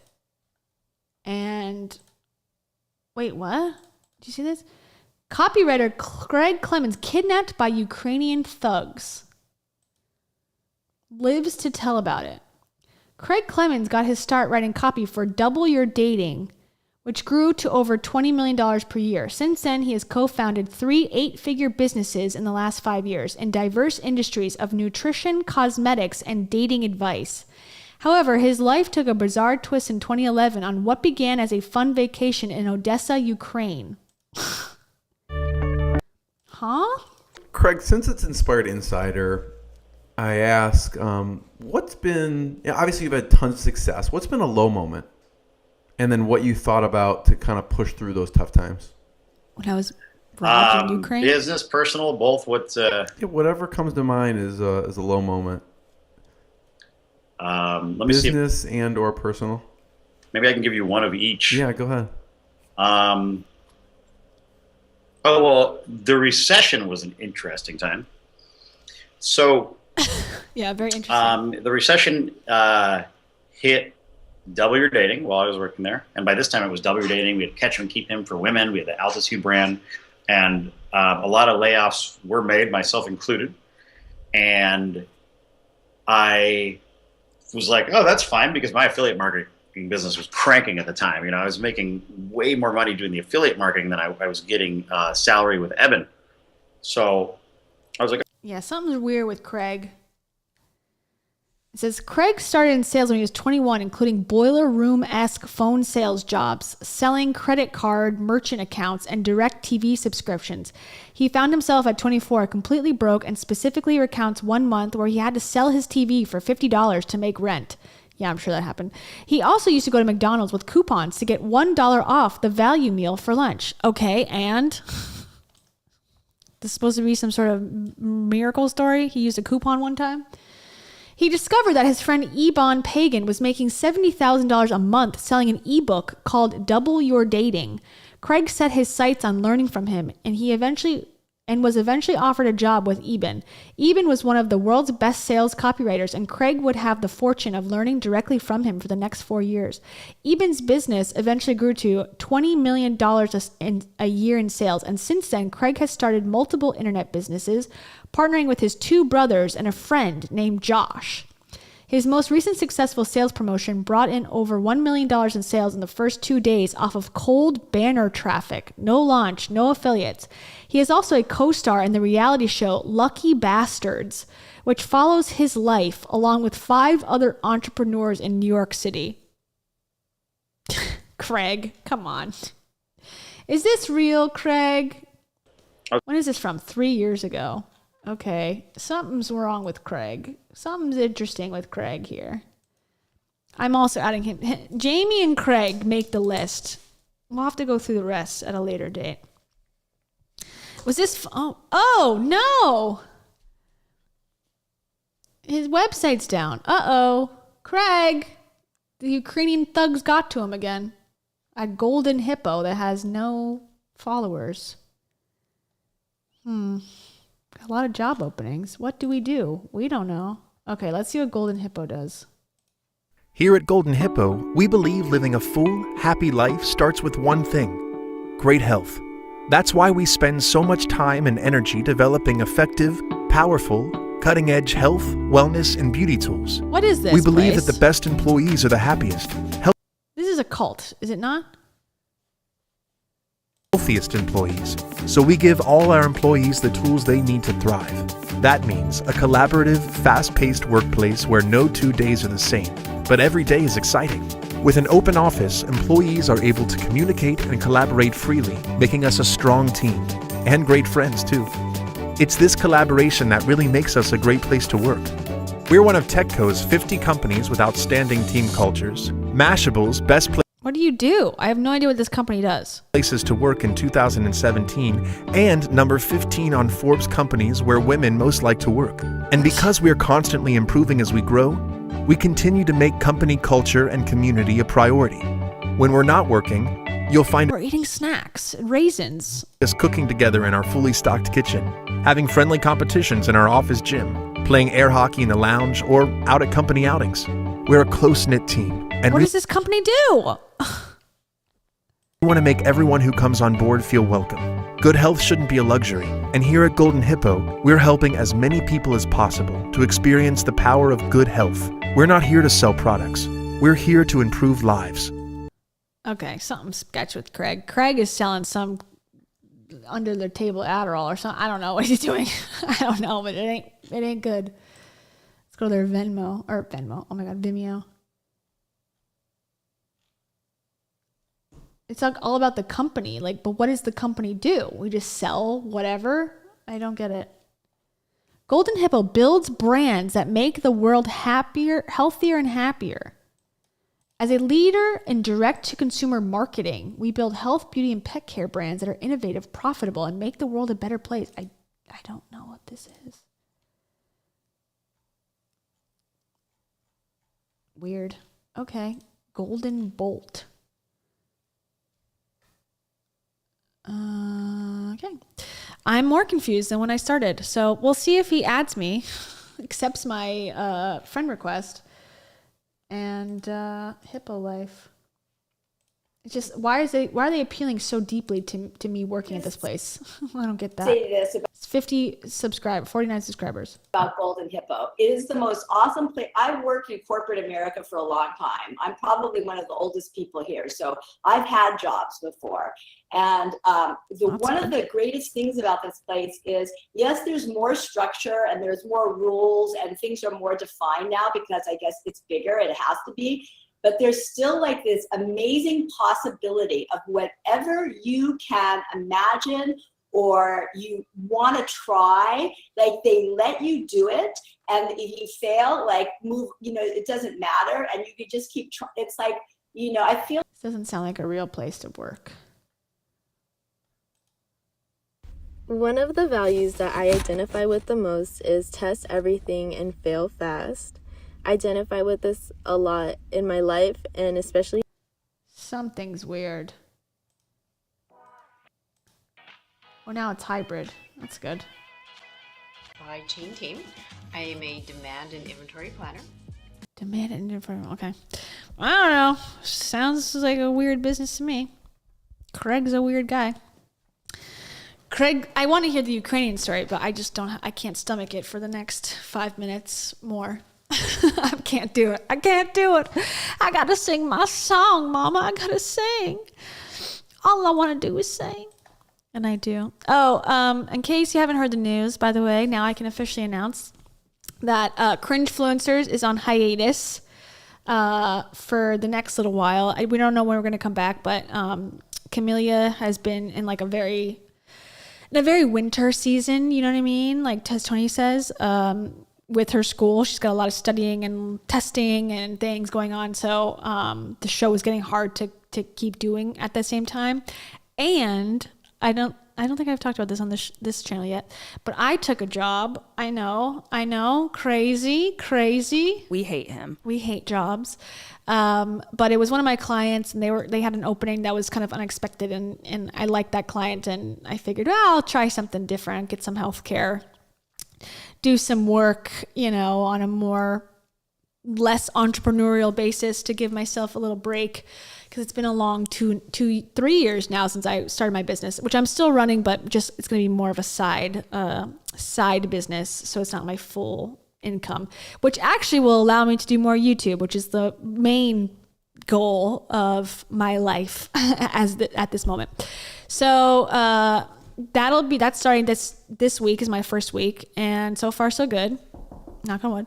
And so we're both gonna like see how the schedules go for the next little while, and then we'll start doing the show again or in some capacity. Whether we do it the same way again, I don't know for sure, just because it was time consuming in a good way, but I think there might be a better way for us to present stuff. So we got to figure that out. But in case you haven't heard, on hiatus for now. We don't plan to never come back to it, but not sure with the start date again. But anyways, so I'm excited about working again, officially getting my cavities filled probably in the next 90 days when my insurance kicks in. My insurance kicks in, I think, 30 days. So I'll start my teeth filling journey. And it'll just be some nice, I don't know, some like relaxing vibes having health insurance, because that's been something I haven't had for a few years, and it's been nerve-wracking just in case like anything happens. I'm always nervous about, what if I have to go to the hospital and it's going to be $1 billion because I live in the United States. So that's one of the reasons. And it's, it's a good company. So I'm excited. And like I said, I'm excited to jump even deeper into YouTube and not have to do so much client work. Even though I will be doing some client work, I'm not going to do as much. So on that note, I think we got through half of the people perhaps that we were supposed to cover today, but that Jamie story just needed to be told.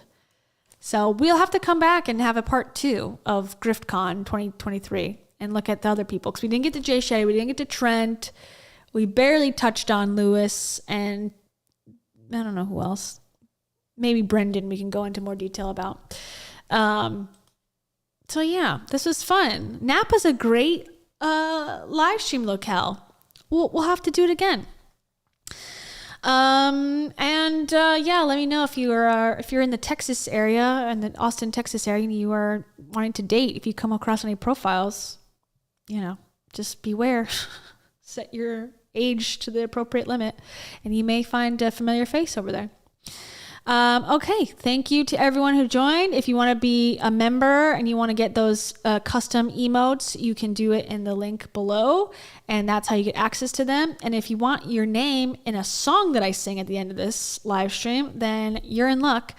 That is also the same link, just the highest tier of the two. And to get access to the special, super exclusive community Reddit page, you can join either tier. It's up to you. And you can join that and access that forever. I'm not going to kick you out once you join. So yeah, that is the housekeeping. I will be back maybe this week, maybe next week. I don't know. We have to decide, see how much free time I have. I think maybe this week, possibly. Maybe a Thursday night recap, but we'll see. Maybe you'd be sick of me and you won't want to see me anymore. Okay, time to sing. I'll see you guys later. Peace out. Peace out, everybody. Oh, okay. Colts. True.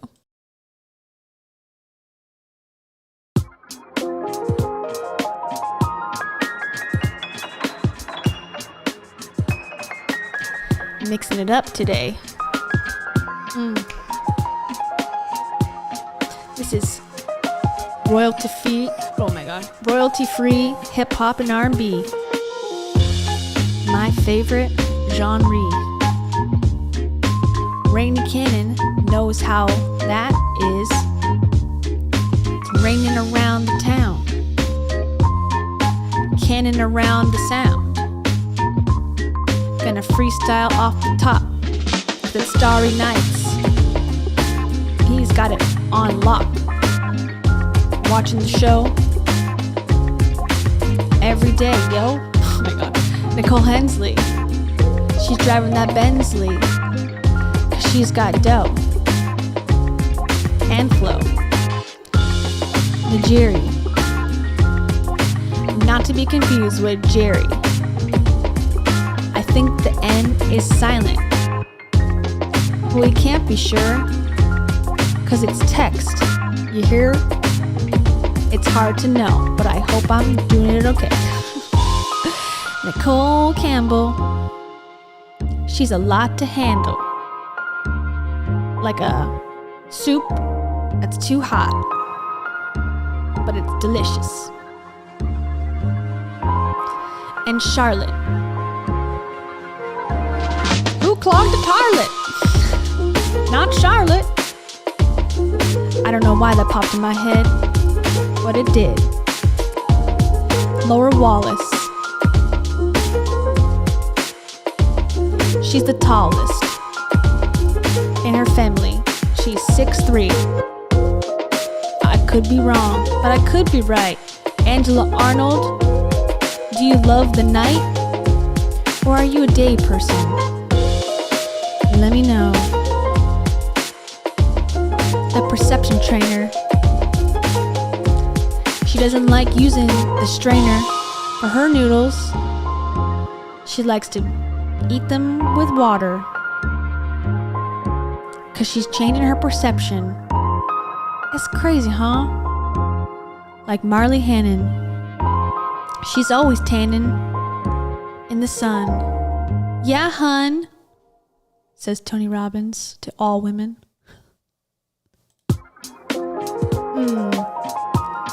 A consul.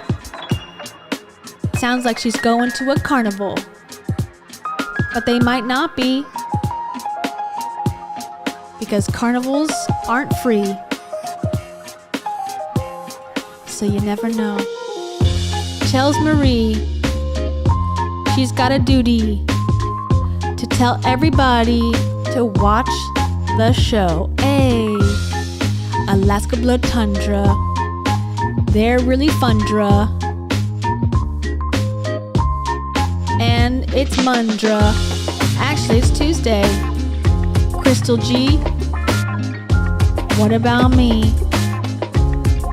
Said Kimberly Casse. Kimberly Casse loves Wednesday, the character from the Addams Family. Allison Wonderland 66. How many sticks and how many bricks will it take to build a house that a pig won't blow away? Hey! Louise V. You know me. And I want to say to thee, thank you for watching. And Joms, you're the bombs that go off in my heart when I'm happy. Wow. Kimberly Harris smiles. Miles and miles. It's either miles or tiles. Today it's miles, and it makes me smile. Carasoto, you don't know though. Could be Soto or SoFlo. Like Tiffany, she isn't for free. You gotta write to me, say hey. I don't know. Trying to rhyme something with Lee. Darby DeFord, they never get bored. They got books on books and things to do and activities too. Brian and Nicole, she dug a hole. 'Cause she likes Shia LaBeouf from the Disney movie Holes. And Dave Kelly looks just like me. Oh no, we didn't get to the end. Okay. One more time. Hey. Dave Kelly. You know me. You know we are gonna end this show with a couple more bars to go. Not Jenna Cash. She wants to smash all the records with her biz in the Lash game. And I'm sure she will. 'Cause it's a thrill to get your goals. But not Craig, he doesn't know who he is or what his business does. But that's okay. El Cholo's kid does. He'll tell us what Craig does. Investigation from up above. Woo, woo, woo, woo.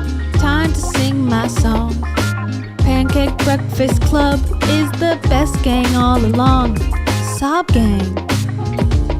I haven't used that one in a while. It's always the Sob Gang around here. I just haven't cried in a while.